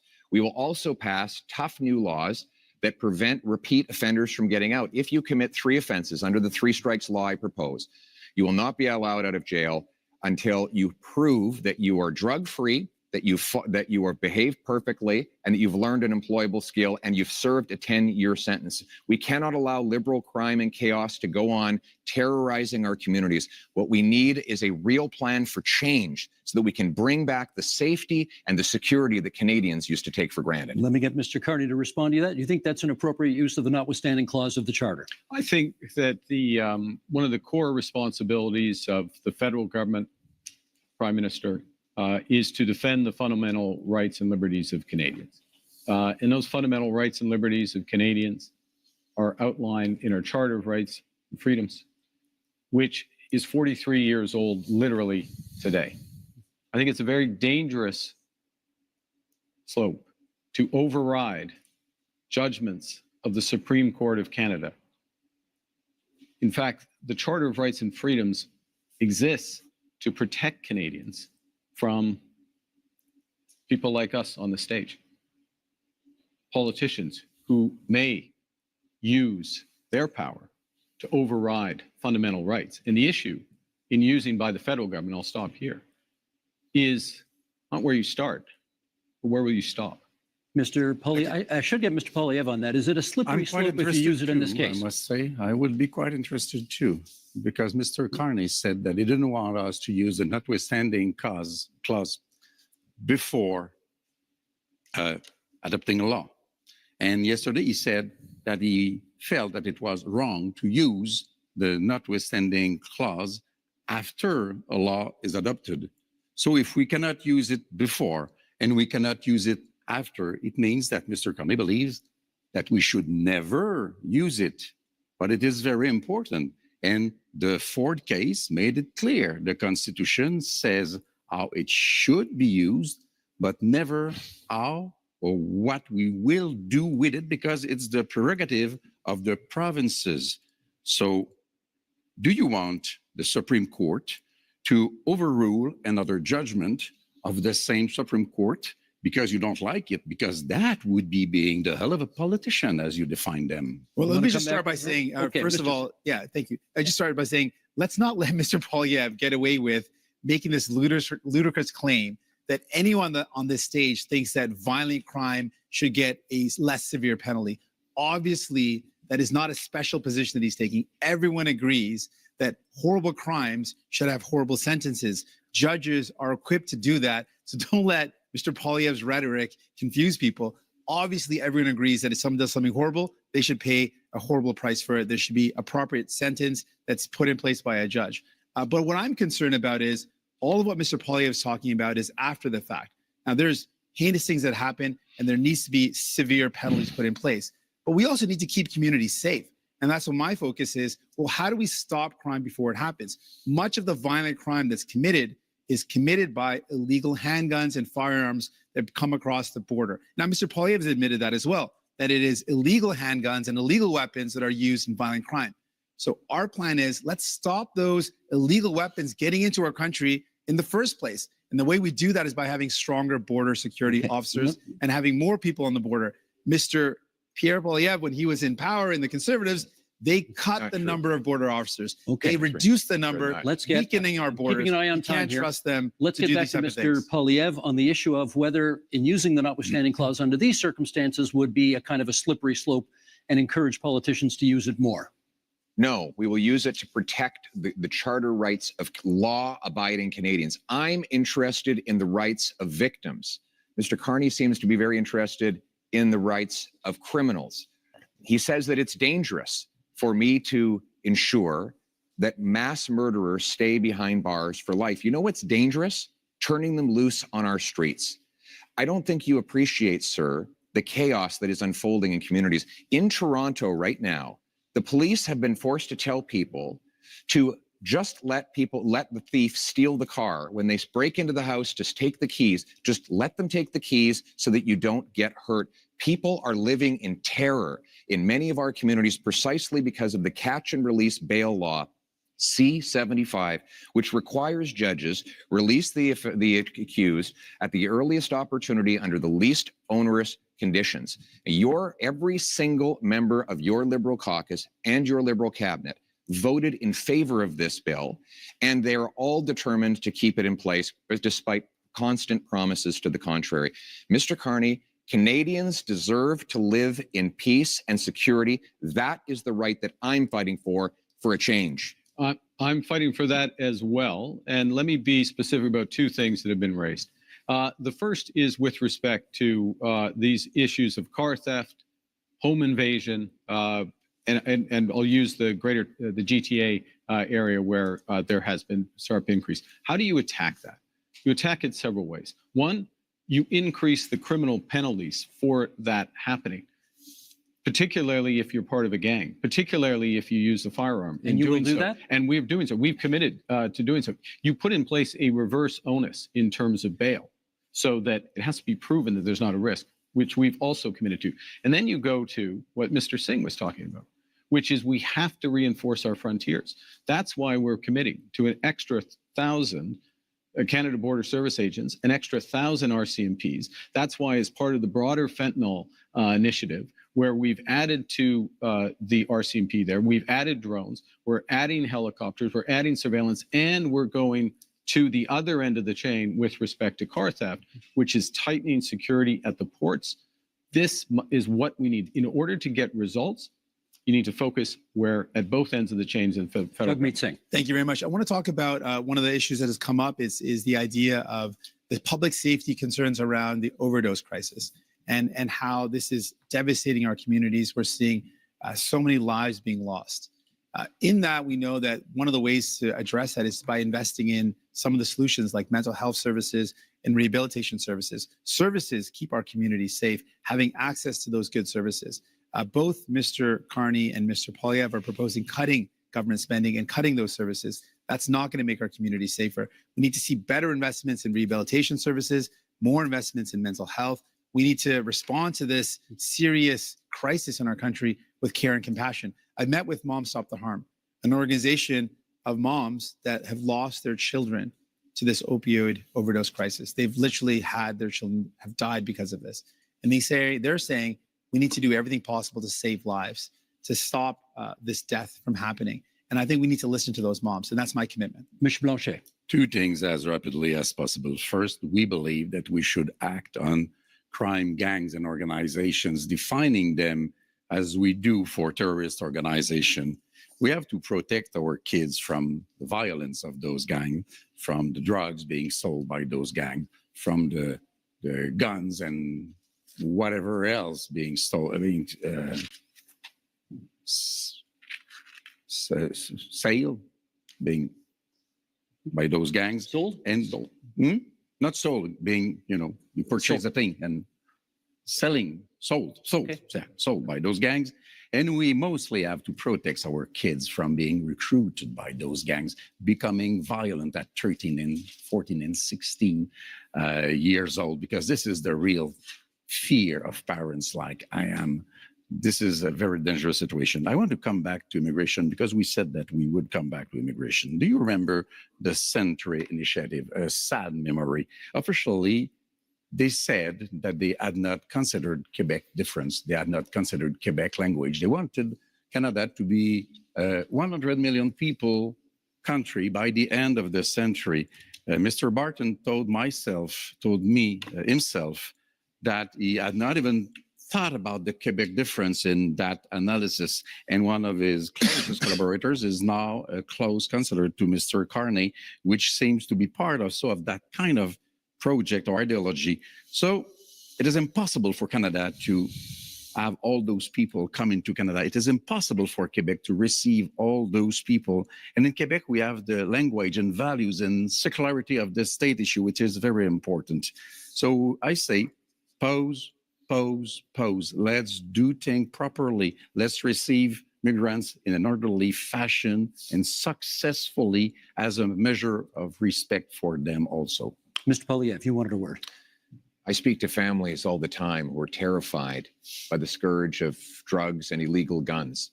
And we know those guns are not Grandpa Joe's hunting rifle. So when the Liberals try to ban hunting rifles, they're really going after the wrong people. 90% of guns that come in that are used in crime are smuggled illegally over the porous Liberal-run borders. And that's why the police, it's not true. And that's why the police actually, if I could, the police actually endorsed me. The police in Barrie, in Peel, in Sault Ste. Marie have all endorsed me because they know that I will go after the gun smugglers and criminals with 2,000 extra frontline border guards that will stop the guns from coming in. But unlike the Liberals and NDP, I will not ban hunting rifles.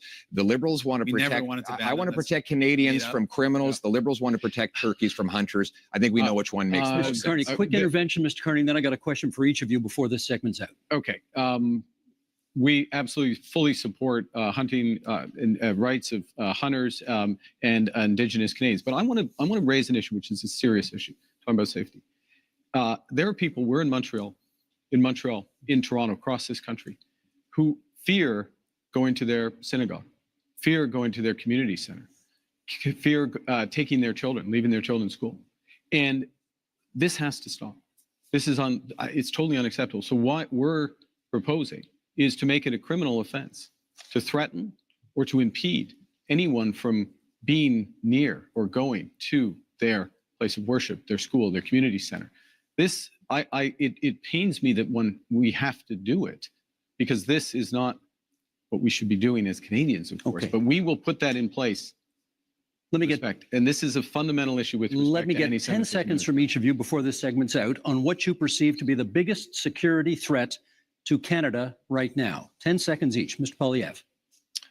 The physical security threat to our country is the rampant crime wave that is running out of control.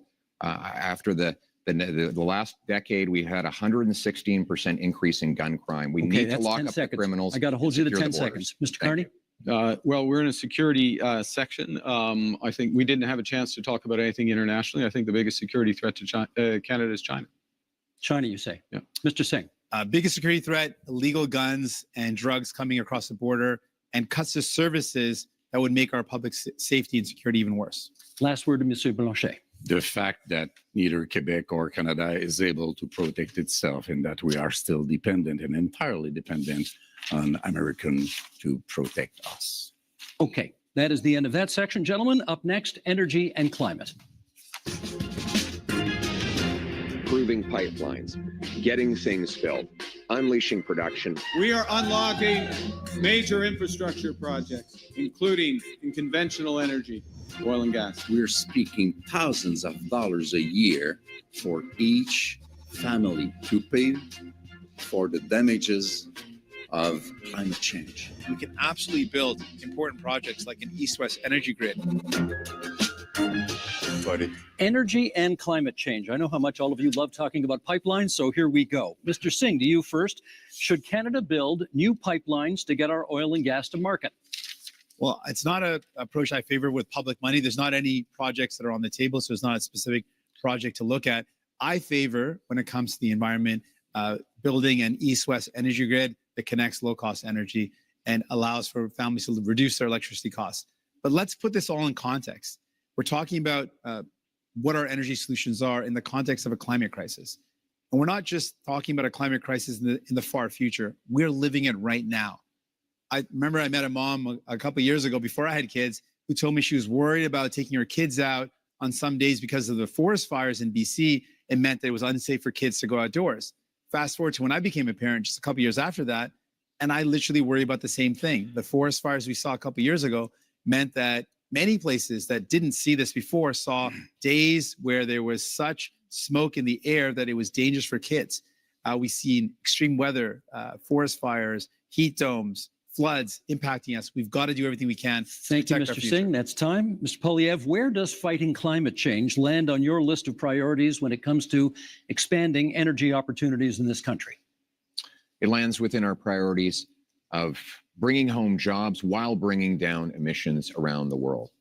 Look, the reality is that if we push production out of our country to more polluting countries, it actually makes the problem worse. But that has been exactly the Liberal approach with the anti-development law, C-69, blocking of 15 LNG export plants over the last 10 years. We have seen more of those jobs go abroad. I want to bring them home. My plan will be to approve, for example, natural gas liquefaction and export. If we sent our gas to India, for example, to displace half of their demand for electricity, we could reduce emissions by 2.5 billion tons, which is 3 times the total emissions of Canada. That's the way we bring emissions down and jobs up. It's common sense. And now it's time to bring it home. Thank you, Mr. Poilievre. The next question is for Mr. Carney. How would your government fast-track pipelines and mining projects while also following the Supreme Court decision that requires consent of Indigenous communities? Well, I think the first thing, and this goes back a bit to where we started, which is recognizing that we are in a crisis. We need to act with maximum force and having a process and a consultation, but a consultation with a purpose, which is to identify those projects, those investments of national interest that are really going to move the dial in terms of growth, jobs, energy security, while being consistent with long-term competitiveness, which necessarily means lower carbon. And so part of that process is ensuring that First Nations, Indigenous peoples are there from the start. It also includes their ability to participate fully in those projects, and that's why, and I know I can tell, like, you've got to tell on when I've gone on too long, so I'll finish up, which is, that's why we're doubling, our proposal is to double the Indigenous Loan Guarantee Program to $10 billion. What does that actually mean? It means an ability for them to invest equity in those projects Carney, and be full partners. Thank you. My tell is my clock, and my clock is at 0, so that's how it goes.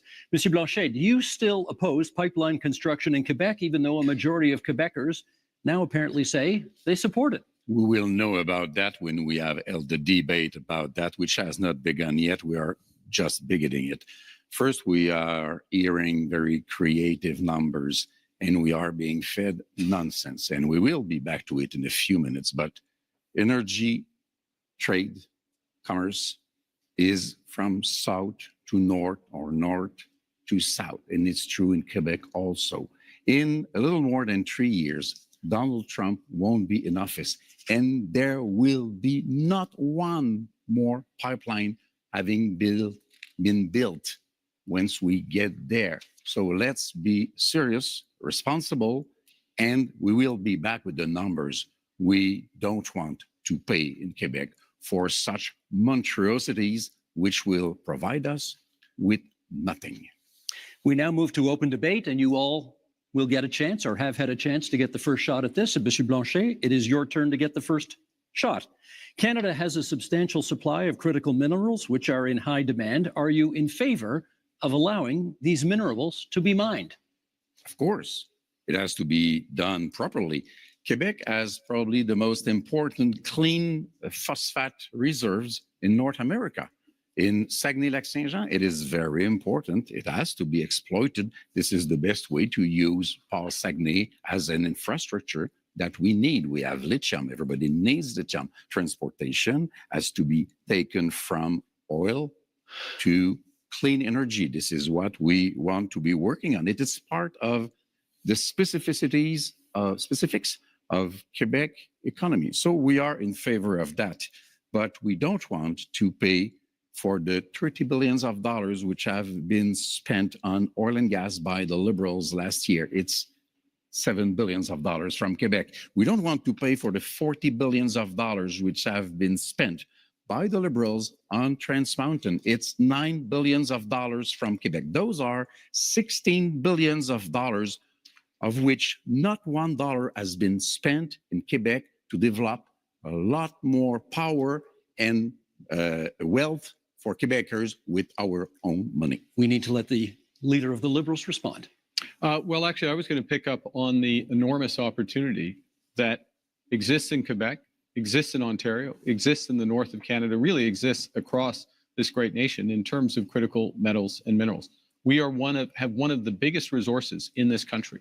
And this is, it's not just an enormous economic opportunity, it is a strategic opportunity for Canada. So we have to make a decision, not just to develop it, but how do we develop it and who are our partners for it? Do we become more dependent on the United States, which is what they want? By the way, President Trump this week said he might put a tax on critical metals and minerals, just showing again the job if I may, and so the discussions to negotiate. If I may Let's let him finish. Let me finish. So the opportunity includes in Europe and includes in Asia as our partners. Last point. In order to get it done, we'll put in place a first and last mile fund. So these projects are connected to road and rail so they can go quickly to market. And we will have all of the other fast tracking measures in place that I talked about earlier in terms of capital, timing, approvals, so that we can move quickly, we can be stronger at home, better. Always with the Mr. approval of Singh, Quebec. Mr. Singh has the floor. We should absolutely take advantage of the fact that we've got incredible amounts of critical minerals in our country. And the way we do that is with any energy project or any project of this nature, make sure it's got the local community buy-in. It creates good jobs in communities, make sure we are meeting all our environmental needs, and we work with Indigenous partnership. And so I absolutely agree with that. I want to build on something Mr. Blanchet mentioned about the investments that this country has made. What I found very troubling is that the past number of years, the Liberal government record is one where we have spent the most subsidies compared to any other country in the G7 on subsidizing oil and gas. These are highly profitable companies. You voted I think that's for the it. wrong thing to do. We fought against it again and again. No, you voted and then for the it. Liberals have continued to do it. And so my question really to Mr. Carney is, will you commit to ending oil and gas subsidies? Yeah. We should be using that to invest in people, not giving it to highly profitable oil and gas companies. Yeah, we talked. I promise Mr. Poilievre the next, we'll come back and get that question I'll answered. answer. Mr. Poilievre. Well, Mr. Carney, you point out that Donald Trump has a wrong-headed idea of putting a tax on our mines and our industry. And that is wrong. But so do you. You want to apply a massive industrial carbon tax on Canadian mines, Canadian steel mills, Canadian aluminum plants, You want to let this Canadian as much as they oil want? and gas. And your idea is to double the tax that Trump is applying by hitting them a second time. This will do nothing for the environment. It will actually ship our jobs south of the border, Mr. just Poilievre's plan is let them like pollute as much as they President want. Trump Not a good plan. wants. My plan is to bring that production home here to Canada. For example, I will give a tax credit to low-emitting Canadian industry like Quebec's aluminum, for example, or British Columbia's natural gas, so that we not only bring home the production, but we do it below global average levels of emissions, so that we actually help the environment while bringing home the jobs for our people we have to let him at the finish. same time. That is a sensible, pragmatic approach that puts us in charge of our economic destiny, so we can stand up to the Americans from a position of strength for a change. Mr. Carney, we've got. Hang on a second. I want to give you a chance to speak to Mr. Singh's criticism about oil and gas subsidies and Mr. Poilievre's criticism about the industrial carbon tax. Okay, I'm going to make 3 points. I'll make 4 if you want me to respond to that, but I want to make 3. The first is that I answered this question last night, but I think the puck had already dropped in the Canadians game, so not everyone heard it. Yes, end to oil and gas subsidies. That's why you need new Democrats. Secondly, I would have done it independently. Secondly, recognizing that the biggest component of that was the cost of building Keystone, which is the pipeline which has helped to increase oil and gas oil exports rather by 50% in this country. That is an asset of the people of Canada. We own it. And the question of what to do it. So it's not a subsidy that has disappeared, it's actually an asset of Canada. The third point, though, in terms of where the oil and gas industry, particularly the oil industry, wants to and needs to go, which is to become low carbon in the production and transportation of oil. One of the big projects we need to move forward with is carbon capture and storage, the Pathways project, so that we have oil and gas that is competitive, not just today, 10 years from now and 20 years from now, as the world uses less. We want to have more market share. We need to do that. My government will move that. But by definition, a subsidy isn't when we buy a pipeline. I'm talking about subsidies that go to oil and gas companies. Independent, separate from the country, oil and gas companies. That's what I'm talking about. The figure you quoted last night included the cost of the pipeline. Do you want to address billions his of point? dollars we're spending. We got to stop spending. Sorry, can we get you to address his point about the industrial carbon tax? How much will the industrial carbon tax add to the price of a car? So the first thing I want to say is I'm going to address the broader point. Broader point is the entire absence of a climate plan from Mr. Poilievre, which, by the way, is going to put our industry and our country at a disadvantage as we're looking for new trading partners. Guess what? Most people want to deepen our partnership in Europe, in Asia. Those countries care about whether or not you've made progress. Second thing is, we're designing a program so that the big polluters pay Canadians at home for making responsible climate choices, for retrofitting their home, getting their emissions down, or improving otherwise. And that is smart climate policy. It's better for the big polluters and it's better for Canadians. Pierre Poilievre. Mr. Carney didn't answer my question. I asked how much would an industrial carbon tax on Canadian steel add to the price of a car. He won't answer because he knows that it will be very expensive because there's lots of steel in cars. Now, Mr. Carney has temporarily But do you know the answer? hidden the carbon tax. Either. You're just throwing out thousands of dollars. Thousands of dollars. Making it up. Extra costs. I do know the answer to that question. He's wrong. When you add taxes to steel, you raise the price of everything that uses steel. When you add taxes to the price, when you add the carbon tax onto the price of, for example, fertilizer, you increase the price of food. So while Mr. Carney has temporarily hidden the Liberal carbon tax at the pumps while keeping the tax fully in law and planning to raise it after the election, he's also going after a tax on our industry that will ultimately be passed on to you. After a lost Liberal decade of rising costs, we cannot afford a fourth Liberal term. We need a new government that will fully axe the carbon tax, increase the jobs that we have here in Canada, and bring down your cost of living. We got just a little over 3 minutes left in this segment. So, Mr. Singh, I want to ask you, do you think climate change is still a priority from Canadians? You're out there. What are you hearing? Absolutely. You speak to any young person and they think, we're seeing climate crisis in front of us happening right now. You speak to seniors who say, we used to be able to live in our homes without air conditioning, and now we're seeing heat crises in communities that never had worries about extreme weather. We're seeing flooding, we're seeing forest fires like never before. We are living in a climate crisis. So Canadians are absolutely worried about it. As soon as we come into a summer, we start seeing those forest fires again. It's top of mind for Canadians because they're living it, they're seeing it.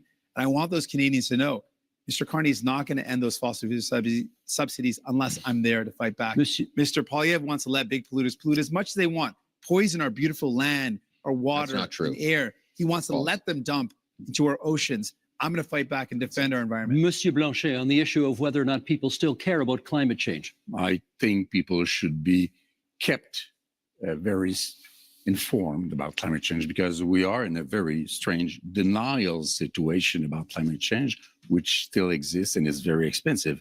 And I'm sorry to crash your party, guys, but you are telling fairy tales. Clean oil and gas is a fairy tale. Large scale carbon sequestration, sorry, I'm French, is a fairy tale. It does not exist. If Alberta wanted to exploit oil and gas and it were not a matter of pollution, I wouldn't mind at all. That's their business.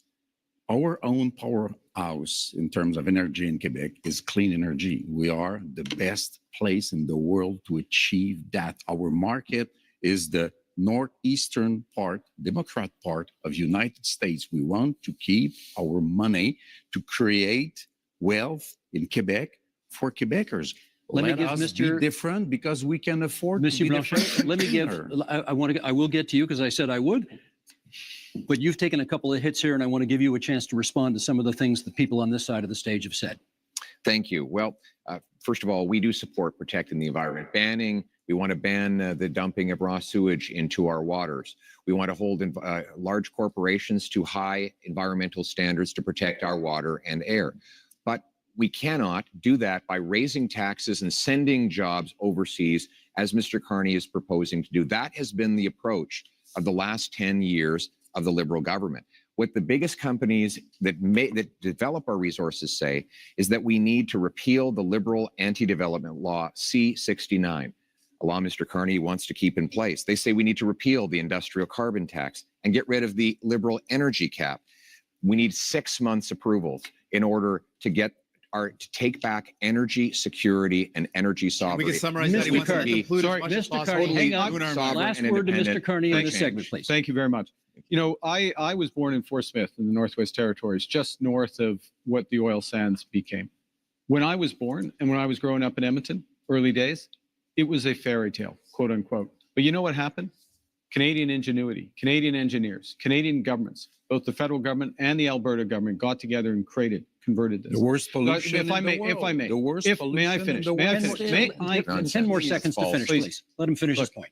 That's the opportunity we have. That's the opportunity we have in carbon capture. That's the opportunity we have in small modular reactors. That's the opportunity we have in hydrogen beyond. This country can be a clean energy superpower. My government will help deliver it. And that is time for this segment. Gentlemen, let us go to our final theme, which is called Leading in a Crisis.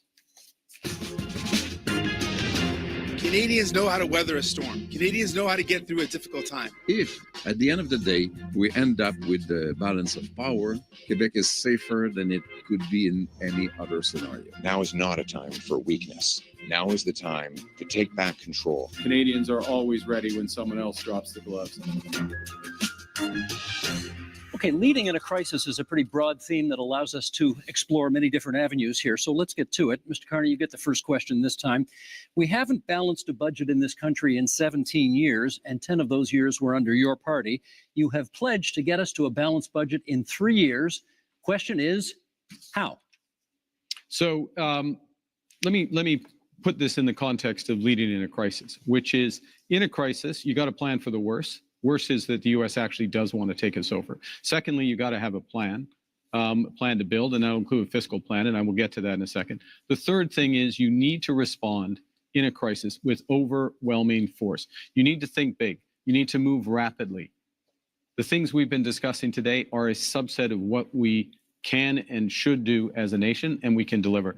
And government can play a role, but its role has to be catalytic. And so our approach is that we will slow the rate of spending. It's been growing at 9% a year, operational spending, program spending, away from transfers, individual, 9% a year. We'll slow that to 2%. We will focus on a small amount of capital spending by the federal government in order to drive enormous private investment up to $500 trillion by 5 years. Thank you, Mr. Carney. Ukraine surely constitutes a crisis, leading in a time of crisis. Mr. Poilievre, question for you. If the United States withholds support from Ukraine going forward, do you believe Canada should commit more to assist? I believe we should continue to support Ukraine. Our party supported donating missiles that the Canadian military was decommissioning. We supported funds and other armaments to back the Ukrainians in the defense of their sovereignty. We also need to rebuild our own Canadian military because the Russians want to make incursions into our waters. We'll be buying 4 massive Arctic icebreakers. I'll be opening the first Arctic base since the Cold War in Canada, CFB Iqaluit. We're going to double the size of the Arctic Rangers and fill the vacancies in our Canadian armed forces. We need a change to rebuild our military, which has been so disintegrated under the cuts and the mismanagement of the last 10 years. But we can have a change because we have the best soldiers, sailors, and airmen in the world, and they will have full backing from my government if you give me the honor of becoming Prime Minister. I may come back to that one in the open forum because I'm not sure we got an answer about Ukraine on that one, but okay. Well, going on. Mr. Blanchet. The answer was yes. We'll get more details perhaps as we go forward. Mr. Blanchet, given the U.S. trade war, should any talk of a referendum on Quebec independence be put on pause? That one is easy. It will happen only after the negotiation is over, and that's a good thing. I want to say I support the idea we must help Ukraine, but we also must help the civilians of Gaza, and we must destroy Hamas, which is a terrorist organization. You know what? I don't want to be the leader of Canada. You will understand that. I don't want to be Prime Minister, but I can offer to be a partner, a responsible partner, a collaborative partner. If Quebec is respected in its differences, in its aluminum industry and lumberwood industry and culture and French language and values of secularity of the state, which is the price to be paid in order to have real equality, then if we are respected, we will be a partner, and then even Canada will be stronger in its negotiation against Donald Trump. This is what I am offering. Respect us. Mr. Singh, I watched last night's debate. You seem very eager to talk about healthcare, so let's talk a little more healthcare right now. You have made many promises on healthcare. If a province says to you, we'll take your money for healthcare, but not your conditions on how to spend it, what do? We've got to negotiate. We can't be giving away money without clear conditions. We're in a healthcare crisis right now, and a crisis that is hurting people across this country. People are waiting desperately in line in emergency rooms for hours and hours. Seniors are waiting for years and years to get the care that they need for surgeries that would remove pain or help them deal with mobility issues. We're in a serious crisis. Healthcare workers are burnt out. They are overstretched. And what we're seeing is more and more privatization, and that is hurting our public universal healthcare system. So we've got to fight back against it. We cannot allow our public money to go to a for-profit private clinic lining the pockets of a rich CEO or investors instead of going towards care. We need to make sure that we are investing in solutions where care gets to people, not profiting those at the very top. And so that's my commitment. I'm going to fight to make sure we defend our healthcare against the threats of Americanization and privatization. Okay, we now go to open forum debate, and perhaps Mr. Poilievre, you get the first word here. This might be a good time to put a little more flesh on the bone of what you think Canada could do for Ukraine if the U.S. backs out. Yes, and my answer is that we should continue to support Ukraine. We don't need to follow the Americans in everything they do. When they're wrong, then we will stand on our own and with other allies. And with respect to Ukraine, that of course includes support with intelligence, equipment, armaments, but it also includes defunding Putin. Right now, Vladimir Putin has a monopoly on the European energy market because, frankly, the Liberals blocked exports of Canadian natural gas off the Atlantic coast. They blocked multiple projects.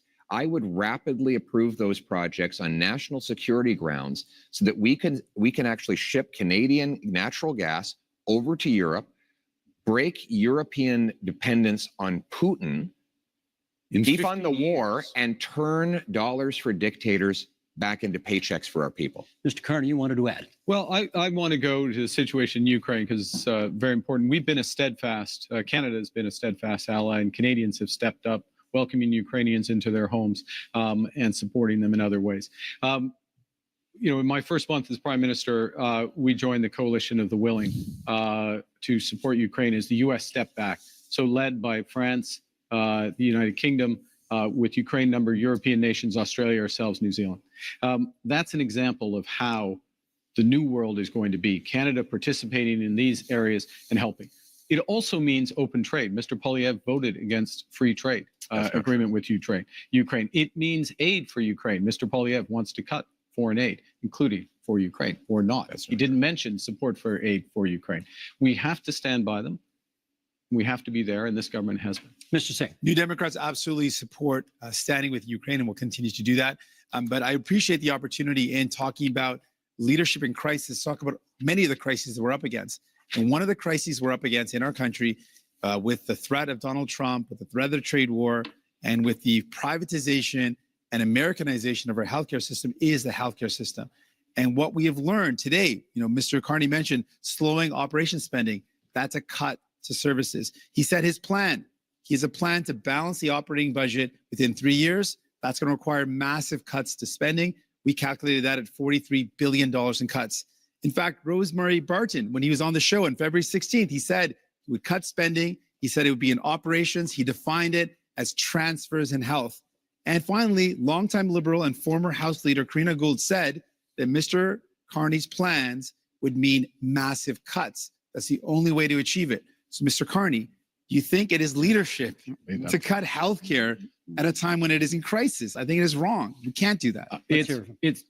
We will not cut transfers for healthcare. We will not cut healthcare spending, full stop. But we'll Mr. have Carney, a detail, if I may. Who do we believe, Mr. Carney today, or the one he spoke at on Rosemary Barton's show on February 16th? I did not. The one that repeated again that he would cut spending? If I may, who do we believe? If I may, consistently said, we'll preserve all transfers to the provinces, including the increases. We will preserve all the transfers to individuals, I won't detail them all, but there. So we're looking at addressing an operational spend, which is about $150 billion.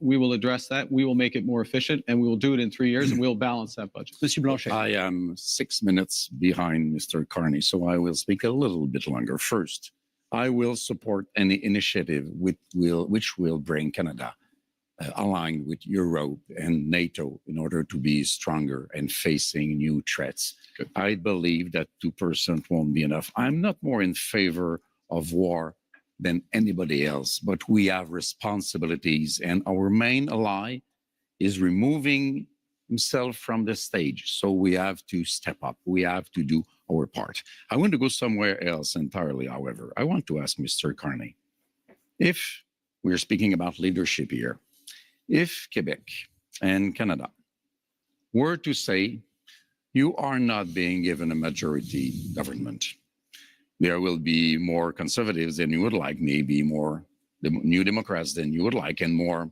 people from the bloc than you would like. Will you accept, because you don't seem to be very eager about that, to deal with people which basically are more experienced than you are, as legitimate as you are, and would be more representative altogether than you would be being alone in your little kingdom? And I want also to propose to you all guys that 1 week after the election, we all meet, whatever the result, and we start dealing with this crisis together, because this is what people, either they are from Alberta or Quebec or wherever, this is what people expect from us. Mr. Carney, is that something you could get behind? I look forward to meeting with everyone. You're welcome to come, Steve, if you'd like. Week after twice, but also, but in all seriousness, that's not very respectful. No, but I'll that's come. not very but respectful. I'm coming. On peut jaser un peu. Okay, I come to the core. On jase. Yeah, okay. I'll come to the core. But in a crisis, yes, you need a team, and you need to bring the country along with you. So what I did in the first week was to bring the premiers together, meet with all the Indigenous leaders, and move forward in that context. Now, The question is, who's going to lead out of this? Whoever leads out of this, if I may, Mr. Blanchet, thank you. Whoever's going to lead out of this is going to need to work with all the provinces, work with labor, work with Indigenous leaders, work with all Canadians to bring them forward in a united front. And if I make this last point, one of the things that has happened, which is a credit to those people at home, is that Canadians are coming together. And it's our responsibility to meet the strength of Canadian unity. Still lagging. I have one small point to make. Yep. You will be elected, if you are elected in the parliament where there are other leaders. I don't know if he called you, or Mr. Poilievre, I don't know if he called you, but before yesterday, you have not spoken to me once, even if I proposed it so many times. But you say, I speak to provinces' leaders. You're not elected in provinces. You are in the parliament where people are to make decisions which might not always suit you, but this is democracy, which you don't know too much about. I'm going to jump in here because I'm noticing what the clock is saying, and you brought up Gaza earlier, and I think our audience would be interested in hearing your views on the other major international crisis facing the world right now. Before we get that, just to finish up on the healthcare, I just want to speak to healthcare workers right now who are deeply worried about the status of our healthcare system, to Canadians who believe and love our universal public healthcare system, to patients who are stressed out. If you're worried about which Mr. Carney to believe, the one today or the one who spoke on previous shows and said he would cut, vote for New Democrats, and we will fight to defend our healthcare. I think your supporters never would really like to hear what you have to say about this question, and we have less than 5 minutes for it here. What role should Canada play in the other major international crisis in this world, in the Middle East and the war in Gaza? Pierre Poilievre, would you start us off on that? What role can Canada play? Well, first of all, we must condemn Hamas, and more importantly, the terror sponsors in Tehran who initiated the attacks, the horrific attacks of October 7th. We need to defeat the terrorists so that all the peoples of the world can live in peace and defend the right of, yes, Palestinians to have their own lives free from the oppression of Hamas dictators and Iranian intervention, while Israel has the ability to live in freedom and peace. But I also want to say, we need to get back to the Canadian tradition, which is that when people come to this country, they leave foreign conflicts behind. The rampaging riots targeting Jewish communities is utterly unacceptable, and it points to the growing chaos that we see on our streets after 10 years of incredibly irresponsible liberal policies of weak borders, of dividing people into groups, of saying one thing to one group and the opposite to another, dividing and conquering. We must end that division and unite our people so that everyone feels safe, and that when we come here, we put our foreign conflicts behind and we put Canada first. Mr. Singh, come from countries from around the world, and they care deeply about where they come from, and they should be able to do so. That's a part of being in our country, to have that freedom. Your treatment of Palestinians has been frankly disgusting. Your treatment of people who provide care and service for people in Gaza has been disgusting. On top of that, people in Israel and in Palestine deserve to live in peace and security. And Mr. Carney, to date, you've not acknowledged that what's going on in Gaza is now clearly become a genocide. It's important to call things out as they are, and you've not done that. Mr. Carney. We need to work, to go to your question, we need to work with our international partners, maximum pressure, maximum encouragement for an immediate ceasefire. That's the first thing. Encourage the return of all of the hostages, resumption of humanitarian aid. My government put in place $100 million of humanitarian aid, which is ready to go. With respect to where this ultimately goes, yes, two-state solution, but it has to be a viable and free Palestinian state, living side by side in peace and security with the state of Israel. I will underscore one other thing. Mr. Poilievre rightly mentioned Iran, the Iranian sponsors in this region. We have to be clear-eyed about the fundamental risks of Iran and do everything with our international partners to check it and turn it. Mr. Blanchet. If we are to work together, we will have to be consistent. The Jewish community in Quebec and Canada is harassed by a very little minority of radical Islamists.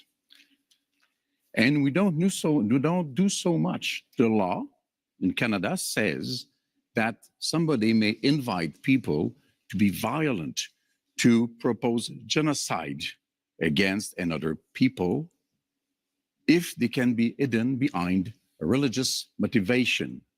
They are in agreement with that. They are in agreement with that. They are in agreement with that. And we say it is a crime to invite people to violence and killing other people.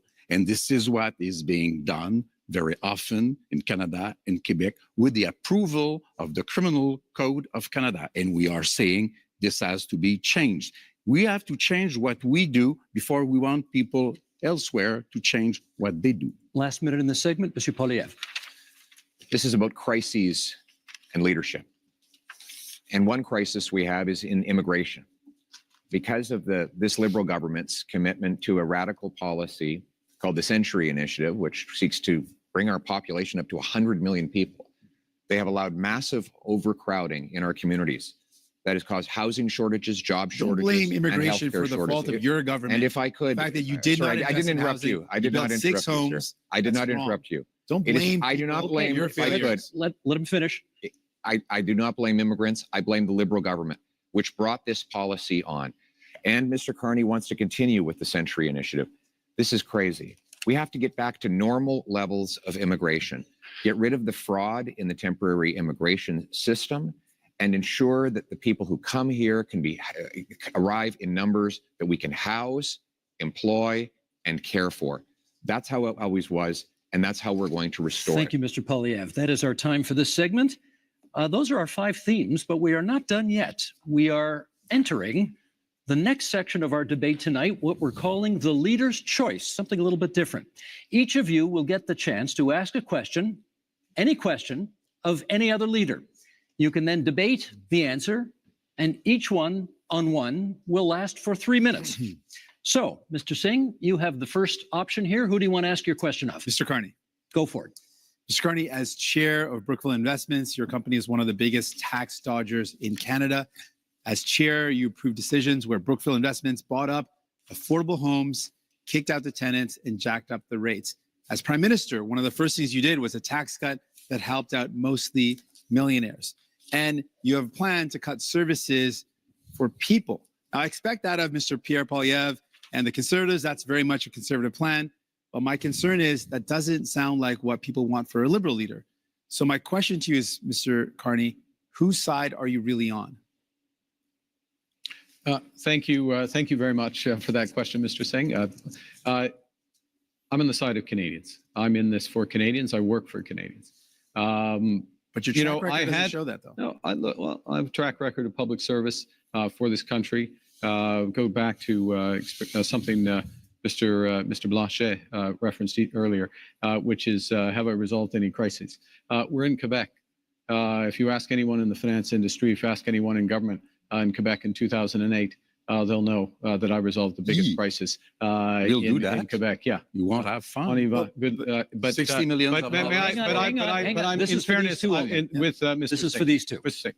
Yes, I have had a long career in the private sector. I'm proud of that career. I've always acted with integrity, and it brings me with experience that I can apply no one's in this questioning moment, your integrity, moment sir. of crisis. And you certainly have served the country. But the problem is, who have you served? You've served to benefit those at the very top. You jacked up the price of homes for people living in affordable homes as a strategic decision. You dodged taxes. And then your decisions as prime minister show you're not prioritizing people, but you're prioritizing big business, billionaires. So what have we done as a government directly? So we've gone directly to workers using all of our proceeds from the tariffs, committing all of them for workers, the workers most affected in the industries. Employment insurance isn't unlike others who plan to use them to cut taxes. We are focused on the EI is not high enough, though. You have to accept that. Right now, there will be additional programs. I am fully confident that the next government, whatever government is formed, or certainly if I'm in the next government, we will make additional programs. But you didn't do that so far, though. Well, I can't. You couldn't. Given that we're in an election process. Could have increased. May I make a core point here, if I may, which is that when you think about workers here today and people watching at home, particularly younger people, there is an enormous opportunity in the trades, in the skilled trades. We are going to build this country in a way that has not been seen before. We are literally talking about hundreds of thousands, not jobs, but careers But I in think the people are trade. worried, Mr. And Carney, that's that- why we're investing in apprenticeships and mid-career. But I think people are worried, Mr. Carney, if New Democrats aren't there to force liberals to make sure they remember about people they will forget. Gentlemen, that is time. Thank you for that. Monsieur Blanchet, you have the next question. To whom would you like to put it? Mr. Carney, you avoided quite, I would say, skillfully the questions of Mr. Singh. But first, let me correct something.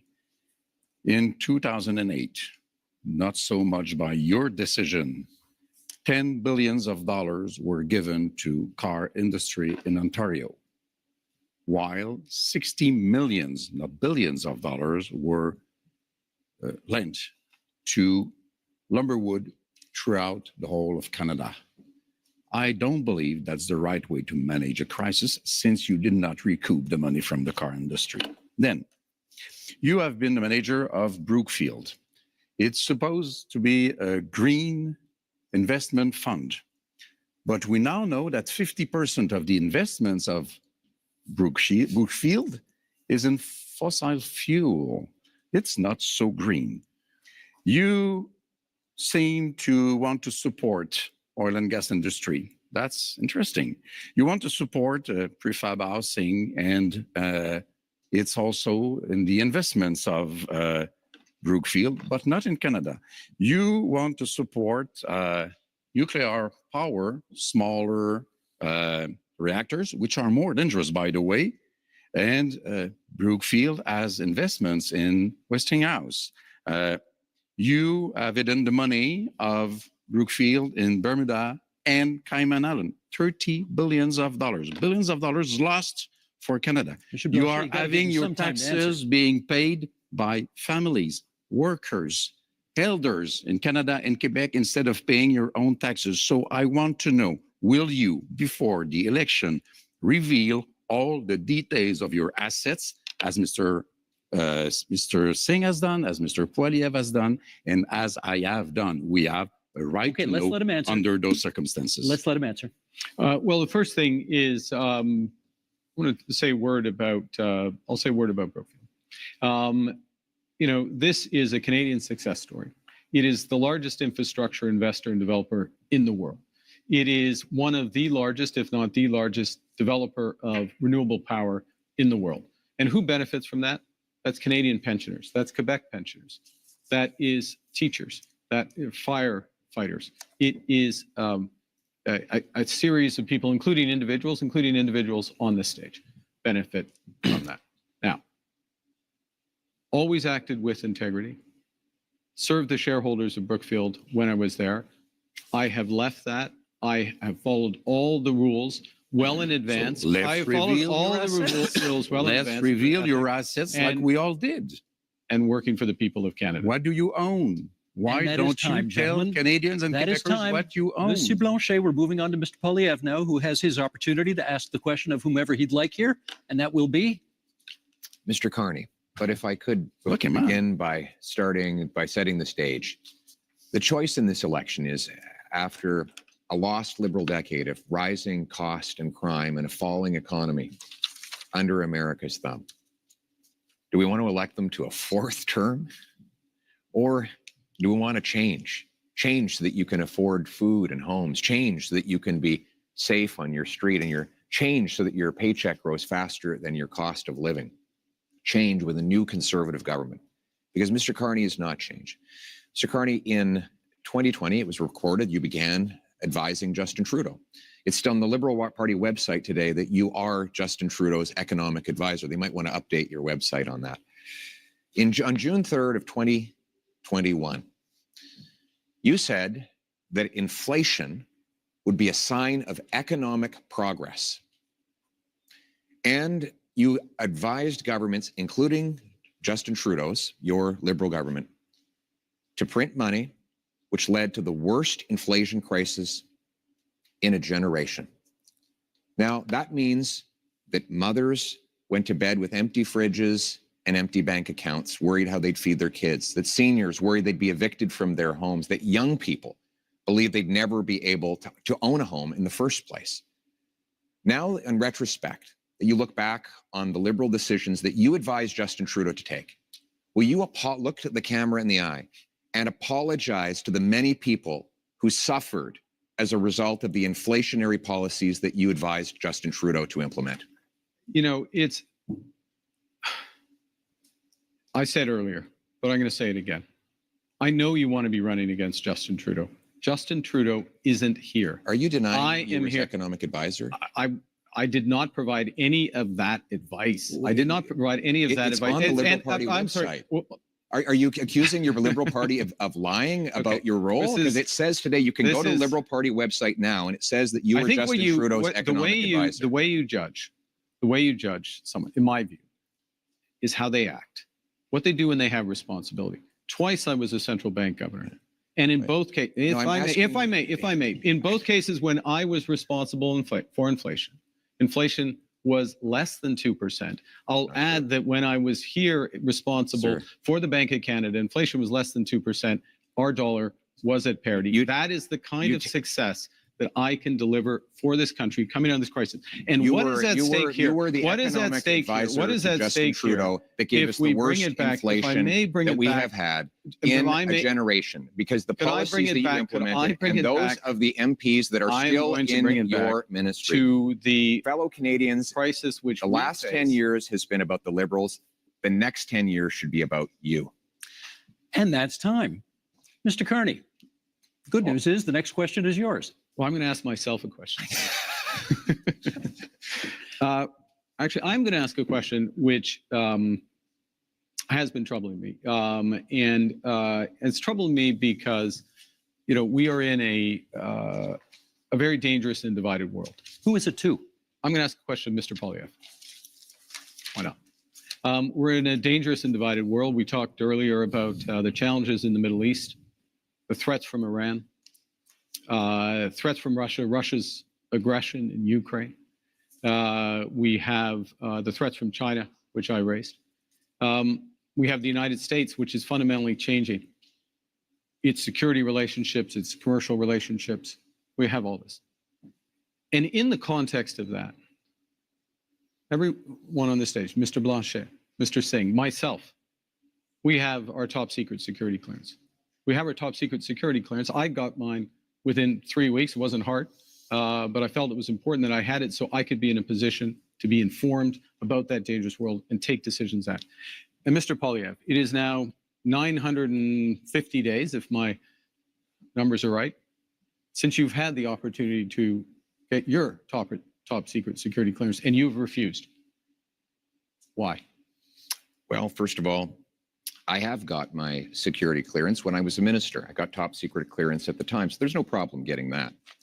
But when the government made this recent offer, they said that if I got the secret security clearance briefings, that I would be gagged under the security law, and I could be prosecuted if I spoke freely about matters of foreign interference. Now, given that Canada has experienced Chinese interference by Beijing, the government of China, in 2 consecutive elections, I needed to do my job to speak freely without fear of prosecution.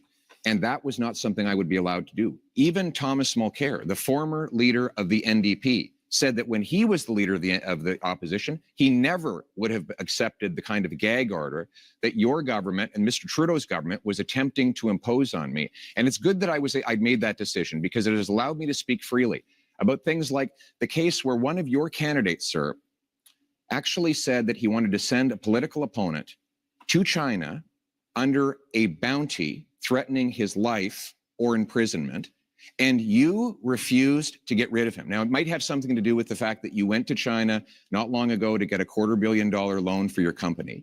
But the reality is you refused to stand up for a Canadian who was being threatened by a foreign government. And I was able to speak freely on that matter because I refused the gag order that the Liberal government attempted to impose on me. Well, there's a couple of interesting things. I think people at home have seen a robust debate here, and it's been a robust campaign, and it has not stopped Mr. Blanchet or Mr. Singh at times during his campaign by making challenges with respect to these issues.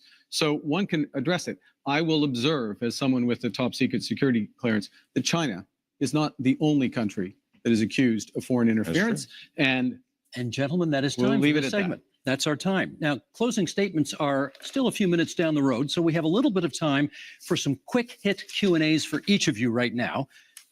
Short questions, 45 seconds, please, on the answers, and we're going to go left to right as I look at you right now. Mr. Poilievre, you get the first question. To the best of my knowledge, you have not offered a hard timeline, as the other parties have, to meet Canada's NATO commitment of 2% spending on defense. When would you hit that target? My aim will be to 2030. That said, when we renegotiate our trade deal with the U.S., I know it's their priority to see us increase our military budget. One of the things I will say to the Americans is the more free trade, tariff-free free trade we have, the faster we can rebuild our military in Canada and reassert our sovereignty. And we will use that money to have heavy icebreakers in the north, Poseidon aircraft, fighter jets, a new base in the north, double the Arctic Rangers, fill the vacancies in the armed forces, and rebuild the warrior spirit that characterized our military since the birth of our country. We will rebuild our forces, and we will stand behind our veterans. Thank you, Mr. Poilievre. Mr. Carney, your question. You have cut both the consumer carbon tax and the capital gains tax increase that you inherited from your predecessor. Is that an admission that the Liberals made life less affordable for Canadians? I think let me give you the rationale behind both of those changes. First, with respect to the consumer carbon tax, in effect, it become too divisive for Canadians. Canadians received rebates. On the whole, they received more than the tax actually was, but some had represented that it was a tax without a rebate. It became divisive. It didn't serve its purpose. It made a relatively modest contribution to overall climate goals. I got rid of it. First act, made Canadians whole. Secondly, but with respect to the capital gains tax, it's come up again, I'll be quick. This is a fundamental issue. We need to build this country. Builders, innovators, entrepreneurs need to be rewarded. That's why I brought it back. And that's time. Thank you. Mr. Singh, would you change the existing cap on immigration? I've said that the level of immigration, first of all, we need immigration. It's fundamentally important to our country. And we speak to any small business owner, you speak to people here in Quebec, you speak to farmers.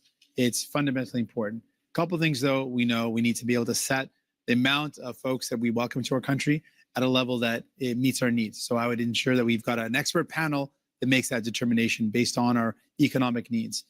We also know that we should be very clear that the lack of investment from Liberals and Conservatives resulted in the fact that we have a shortage in housing. That's something that we've got to fix. I should also point out that if you are worried about the cuts being proposed by Liberals and Conservatives, vote for New Democrats. We'll fight back to protect Canadians and make sure that we've got the right immigration levels. Thank you, Mr. Singh. That's time. Mr. Blanchet, Quebec, I believe, is now the only province with a carbon tax. Do you think that's fair?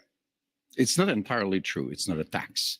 What Quebec has is a system by which we invite big emission companies, I don't know how to translate that, to reduce their emissions. If they do not, then they have to pay. It goes into a fund which is invested then in reducing emissions. Our partner is California, which makes this a huge deal about reducing emissions. This is what we do. This is to be compared to what Europe does. And by the way, Europe would impose tariffs on Canadian oil if it ever got there. We're quite proud of that. And we have to be responsible because this is much less expensive than doing nothing to fight climate change. That's time. We're going to do another set of quick hits here, left to right again, and 30 seconds this time. Monsieur Poilievre, you've previously promised to defund the CBC as one of your very first acts as Prime Minister. Is that still the plan? Yes, CBC will continue to operate as a self-funded, Canadian-owned and controlled non-for-profit that raises money like other media organizations through sponsorships, subscriptions, advertising, licensing fees, and countless other things that will ensure Canadians who still want to listen and view its content will be able to do so. And at the same time, we'll allow freedom of the press so that everybody has their voice heard and they can make their own decisions.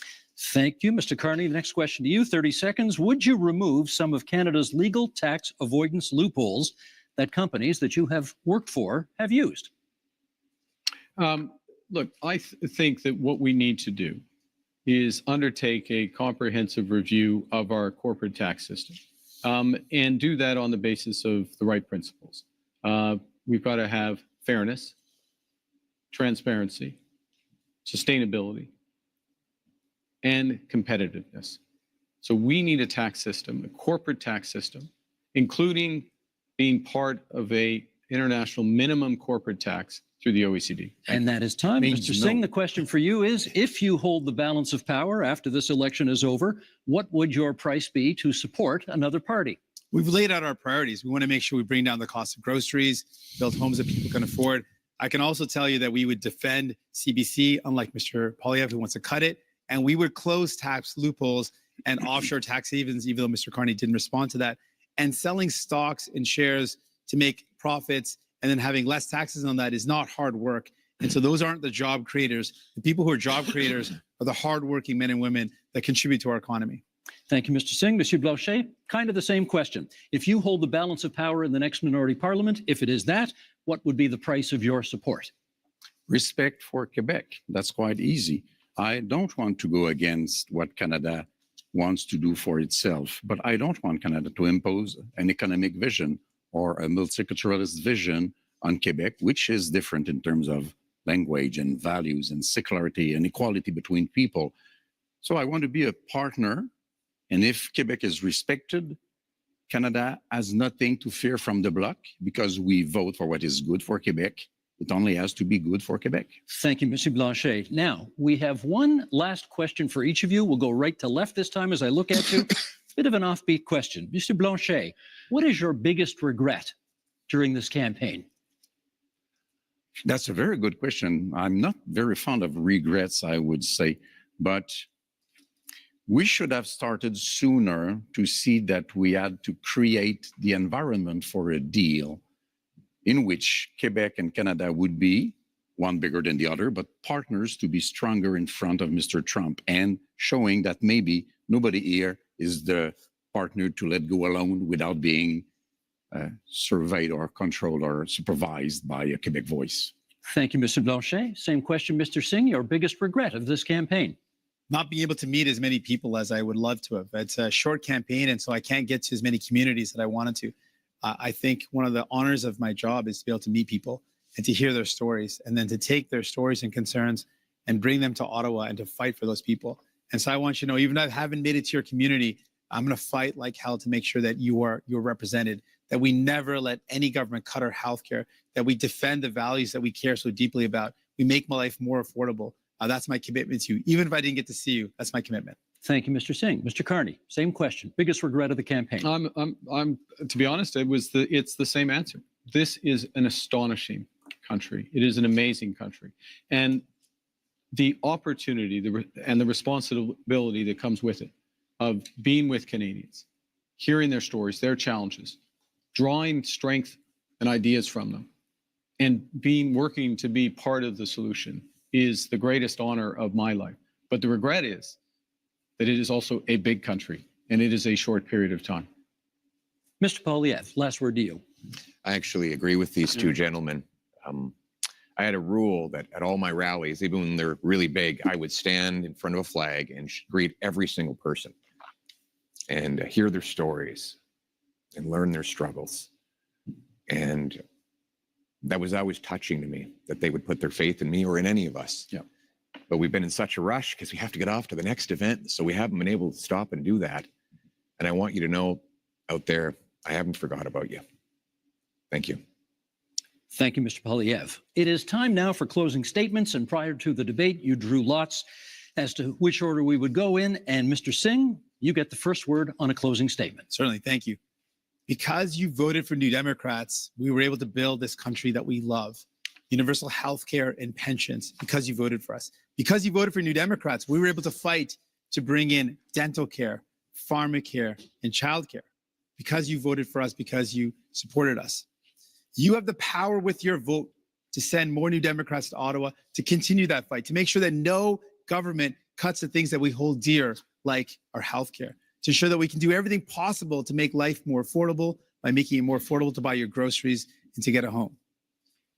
I'm asking for your support in this election so that I can continue to fight to defend the things that make Canada, Canada, the things that we hold dear, the things that make us proud to be Canadian. Thank you, Mr. Singh. Mr. Carney. We are facing the biggest crisis of our lifetimes. Donald Trump is trying to fundamentally change the world economy, the trading system. But really what he's trying to do to Canada, he's trying to break us so the US can own us. They want our land, they want our resources, they want our water, they want our country. And we're all going to stand up against Donald Trump. I'm ready. I've managed crises over the years. I've built strong economies. We will fight back with counter tariffs. We will protect our workers and those businesses, and we will build the strongest economy. We will build Canada strong. I'm asking for your support, the honor of doing so. Thank you. Thank you, Mr. Carney. Monsieur Blanchet. For 260 years and a little bit more, les Français, devenus des Canadiens, devenus des Canadiens français, devenus des Québécois, you have tried to have them become Canadians like all Canadians. But to no avail, we are different. So let's be economic partners. Let's have a voice chosen by and for Quebecers, an ally for Canadians as equals in front of Mr. Trump. Monsieur Poilievre. Only in Canada could someone start where I began and get to this stage. I was born to a single mother and adopted by school teachers who raised me to believe in the incredible Canadian promise that anyone who worked hard could do anything. That promise feels broken today. Many of you worried about paying your bills, feeding your families, or ever even owning a home. You're worried your kids are in danger. But I'm here to say it doesn't have to be this way.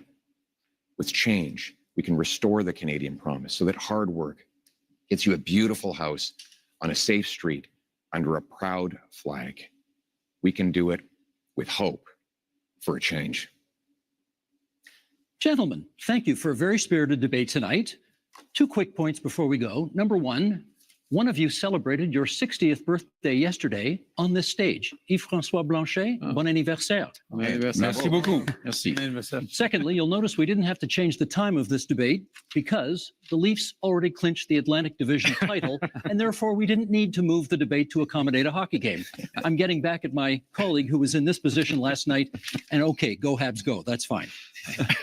With that, we're done. Thank you, leaders, for being here tonight. We are just 11 days from Election Day, April 28th, but there are many ways that you can cast your ballot starting tomorrow at advanced polls.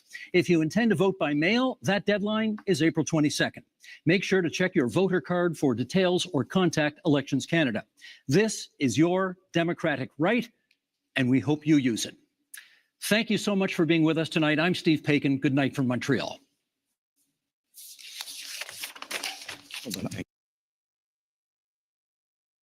Well, it's safe to say who the winner is. Not you. So that happened.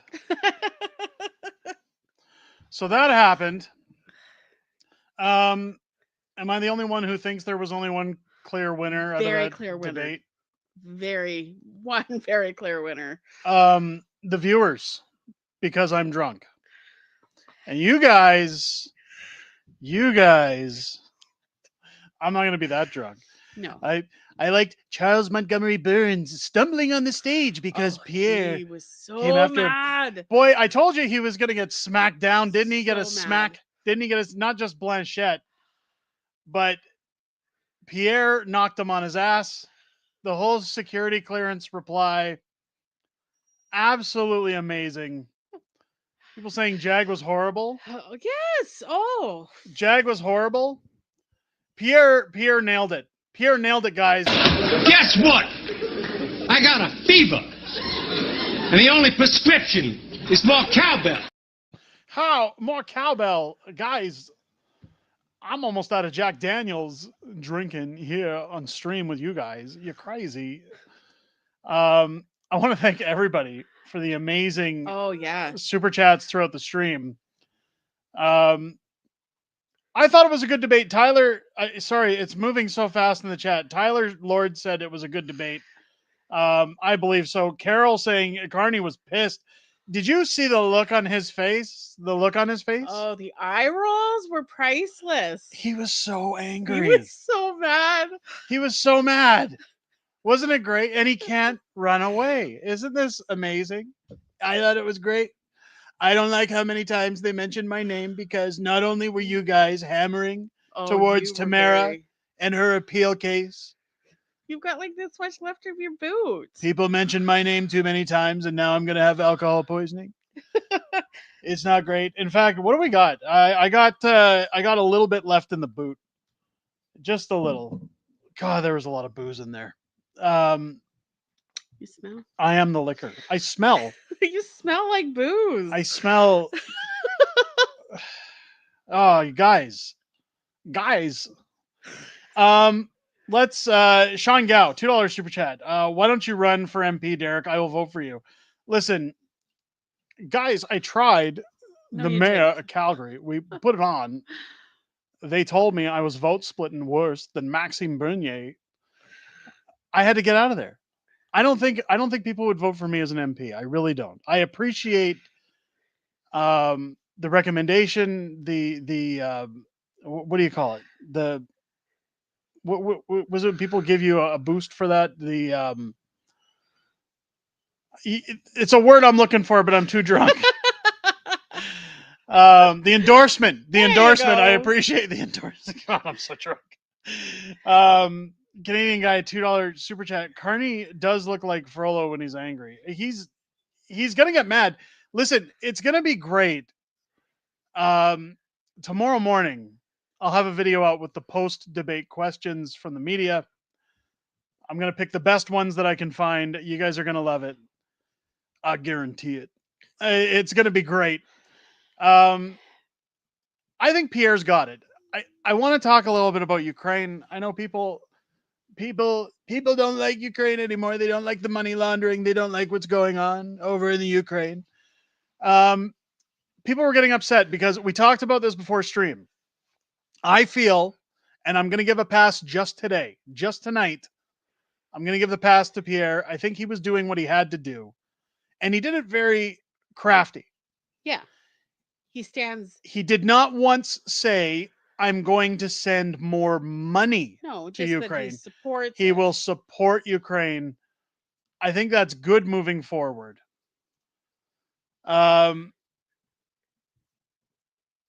Canadian Prime, $5 super chat. Blanchette earned my respect near the end. I still voted Pierre, but as a French Ontario, it was a bit sweet. So Blanchette, I don't like Blanchette, but he did a good job. Yes. He did a good job.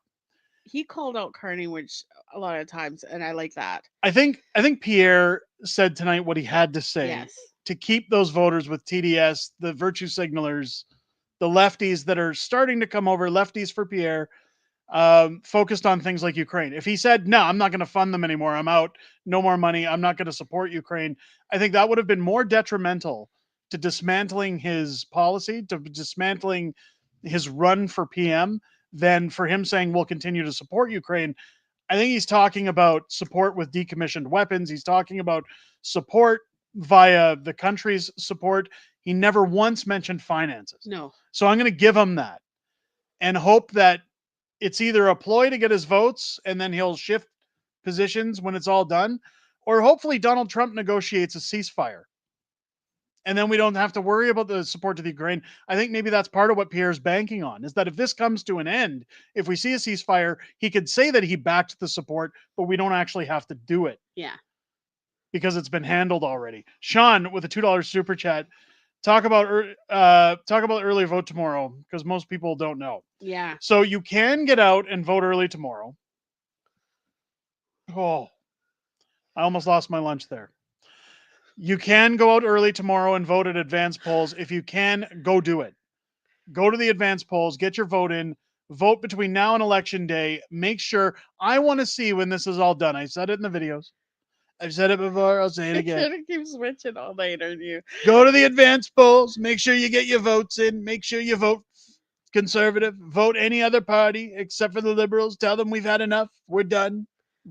We don't want any more Liberals in Canada. We don't want them getting seats. We don't want Jagmeet Singh and his Q-tip party? Hang any more seats in the House of Commons? He looked so pretty tonight. Didn't he look pretty? Somebody said it that he looked like a big pink peen. I loved it. Couldn't agree more. Cabron, Tax Carson, $5 super chat. I matched you. I'm gonna have a headache mañana. Oh, you are gonna have a headache tomorrow too, and I'm just gonna leave you with. Thanks for a fun night. Thank you for a fun night. We still have a giveaway to do. We do. We still have a giveaway to do. We'll talk a little bit more about the debate, and then we'll get to the giveaway. Because it's been a long stream. Anybody who wants to join the Patriots Club, now's your time. Again, any super chats over $20 or any gifted memberships over the $20 mark, so 5 or more, I will finish off this boot. I'll take shots. I will end my drunken tirade here on the channel. And it all goes to Tamara Leach's fund for her appeal. It's all being donated. So get it in. Become a member of the Patriots Club.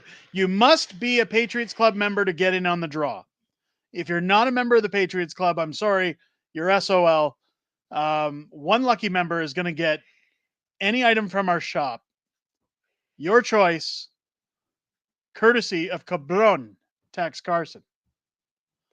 What about Chris Barber? So Iron Maiden, I have no information whether or not Chris Barber is filing an appeal. I know there was a stay of charges filed. If Chris goes to an appeal, I mentioned it at the beginning of the stream, I'll be splitting. I'll be splitting because I'm doing this till the end of the month and then splitting. So if Chris is, yes, Chris is a dear friend of mine as well. We'll be splitting the funds. Either way, we're making sure they're looked after. 100%. So all book sales, all merch sales, all the profits are going towards that, as well as those super chats tonight and memberships. Canadian guy, $5 super chat to the tune of Yankee Doodle. Yeah, I'm drunk. Carney I'm not saying. Is a liberal who. We'll be tone deaf. Who's not good on the nation? He'll tax us all to death and won't stop high inflation. And there you go. Was that ChatGPT? That's not an original. That can't be a Canadian guy original, is it? Is it? You guys were great tonight. You guys were holding in strong. I thought the debate was good. I thought it was better than the French debate. Oh, 100%. But I mean, the French debate, you had information that, I mean, they were so mean to Pierre last night. It was horrible. Cut his mic off and everything. Mod's House of Crazy. Oh, puking rally. Puking rally. Thank you for the $25 super chat. Here we go, guys. God, that boot's getting empty. I can't believe We're almost there. We're almost there. Welcome in. Thank you for the super chat. Lucas saying no driving tonight. No, I still have to. Absolutely not. I still have to film a video for tomorrow, or I'll maybe get up really early and do it because I don't think I want to be drunk. Filming videos. Hey, you guys, let me tell you something about that debate. I could sleep in. I've been baking all day. It's not going to be good. Delphine saying it was way better than the French debate. 100%. I think so. Yeah. Awesome stream. Quickly tired of listening to Singh. Yeah, Jagmeet Singh cut in way too much. So repetitive. Same thing over and over again. Somebody had mentioned a nod to Mark Carney at one point, maybe indicating that Singh was trying to play a little bit of a blocker for Mark Carney. I don't know if that was the case. I didn't see it, so I'm not going to comment on it. But if that was the case, it's dastardly. We can't do that. Helio saying Pierre Poilievre won the debate again. I agree, hands down. Okay, here, just take. Sorry, my son is trying to interfere in the stream, and he's not coming on camera. Up north saying, yeah, he was 100% working with Carney. Yeah, but he's a sellout. He will back anybody up as long as he gets what he wants. I think. No, I said I would finish off the boot with super chats. I didn't mean one super chat finishes off the boot. If I finish off the boot, we can't raise any more money for Tamara. Look, there's maybe like two. There's maybe 2 left in the boot. Don't pull away from Tamara. We're trying to make it last for Tamara and possibly Chris. Don't do that. Don't do that. Pierre had good answers tonight. I think Pierre did a good job. Oh, he's on the ball. He was fabulous. I love how, like, that one question from Carney, and you could just see him laughing. He knew the answer about him not getting The hat looks a little too much like jagmeet at a milk convention. Okay, so let's at least do it. No, I'll just turn it back around. I just Snatch. I don't drink very much. I haven't had a drink since like 2019. I'm really gone. I'm gone. Okay, let's do the draw. Let's do it. We'll do it live. Let's get the draw going. Any Patriots, you guys missed your chance. You're done. You're out. At least until tomorrow. Tomorrow we'll have two. No, tomorrow we have one giveaway. I thought it was two. We have one giveaway tomorrow. Is it Carrie Lynn? Carrie Lynn, did she get in here? Did Carrie Lynn get in the stream to be told she won yesterday? There, drink with Tyler. We finished. Tyler, we finish. Okay, let's finish. Thank you for the super chat. Let's go. I don't know if Carrie Lynn did. Oh, there, it's empty. Oh, God, that was strong. All the booze was at the bottom. Oh, thank you. Thank you to everybody who got in. It will be a puking rally, and the son took the bucket. Buzz Derek adds more cowbell. Really? Guess what? I got a fever. And the only prescription is more cowbell. Infinity Métis, you have to be a member of the Patriots Club to get chosen in the draw. You have to be a Patriots Club member. You can't, we don't just gift to anybody. If you support the channel, it goes to a member of the Patriots Club, even a gifted member. It does. Canadian guy with $5 super chat. Jagmeet looked like he had bubblegum stuck to his head. He looked like he had Q-tip. He was so pretty. Captain Q-tip. Leadfoot C6 from Edmonton. Thanks for the coverage. Thank you to everybody who came out tonight. Yeah, thanks for watching. Thank you to everybody who watched the stream with us. Let's get the randomizer going. Before I throw up. Al Dante. Is Al Dante still in the audience? Where's Al Dante? The questions got canceled. You're canceled. How you canceled? What is you it called? over. The scrum or You done the scrum? The scrum's been canceled, guys. Been canceled.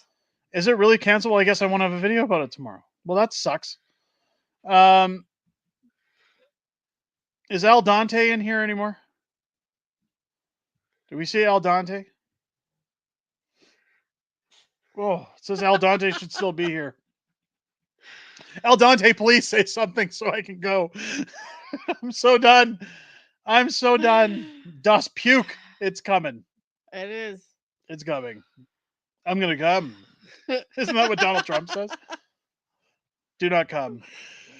I'm going to Do come. not come. I'm going to come. I don't see Al Dante. Nope. So we'll have to do another one. Are we gonna? I'm gonna give it another 20 seconds. Al Dante, you got 20 seconds to show yourself. Appear, or you're done, or I have to redraw.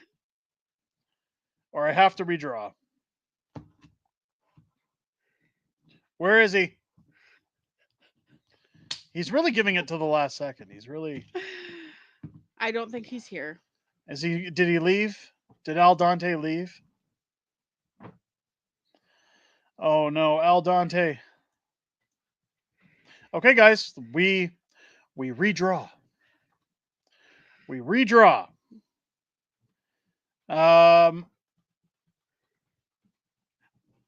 Explore Core.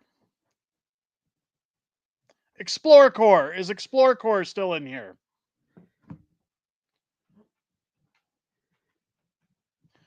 Oh, there he is. I see him. Explore Core is in here. He must have passed out. So you're our new winner tonight. Puke like Team Camaro. No, You don't want to see that. Yeah, there it is. There's Explore Core. Well, at least somebody was in here. I don't want to clean up that mess. That's for sure. Can you please type in the email address? Explore Core. If you head to any of our videos, hit the shop channel, pick any item you want, and send an email to unacceptablefringeyt@gmail.com.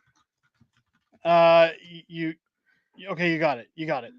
I'm so drunk I can't even read. Unacceptablefringeyt@gmail.com. Send me an email a screenshot of the item you want, the size, color, and your shipping details, and I'll ship that out to you. I'll get you any item from our shop. If you're getting a piece of clothing, your size. If it's a cup, they only come in one size. Hats, I think they're pro fit. I don't know. Just you know what to do. You guys aren't stupid. We have smart people Do here. you know what to do? We have smart people here. We don't You're do. not one of them right now. We don't do that here. We don't do that here. Luca, enjoying the free entertainment. Listen. I'm going to tell you something. No. I'm going to wrap up the stream is what I'm going to do before I get doing Snatch stuff. Is probably videoing before every this. bit of this, Yeah, so you can use it Snatch against you. is looking for incriminating. I'm going to wrap up the stream before this turns into only Fringe. Ingrid Stewart, Reg Porter, Brienne Shuchuk, Cabron, Tax Carson, Spiro, Floropoulos, David Warner, Tennille, Cabron Tax Carson, Snowjob, Ingrid Stewart, Canadian Guy, Carnage Carney, SMG, Reg Porter, Arthur OK, Matt West, Tyler Lord, Sean Gow. I think I said Ingrid earlier. Bryce Kalklin, Delphine Thuralt, Sean Gow again. Sorry, Canadian Prime, Mod's House of Crazy, Tyler Lord again, Leadfoot. Thank you to all of you for your super chats tonight, for helping us build the fund even more for Tamara and possibly Chris. We got to say that. Thank you for everything you guys did tonight. I really appreciate you guys coming into the stream. I hope you guys had a great time. Join us tomorrow. Yes, we'll be back tomorrow. I will not be drinking for our Friday night Fringe. It won't be happening tomorrow. It's not. That was a one-off. That's a one-off. That's a one-off. It's not happening I'm again. not dealing with drunk Derek. Nope. Not happening. But join us tomorrow night, 6 p.m. Pacific, 8 p.m. Central, for Friday Night Fringe. You guys are going to love it. I guarantee it. And I look forward to seeing you guys there. Check out the videos tomorrow. Do that. You guys have been doing a great job of that. We've been knocking it out of the park. Hit the subscribe button if you haven't already. For God's sake, just do it. On that note, ladies and gentlemen, have a great night. Look after each other. Stay safe. Stay safe. I'll catch you on the next one. Take care.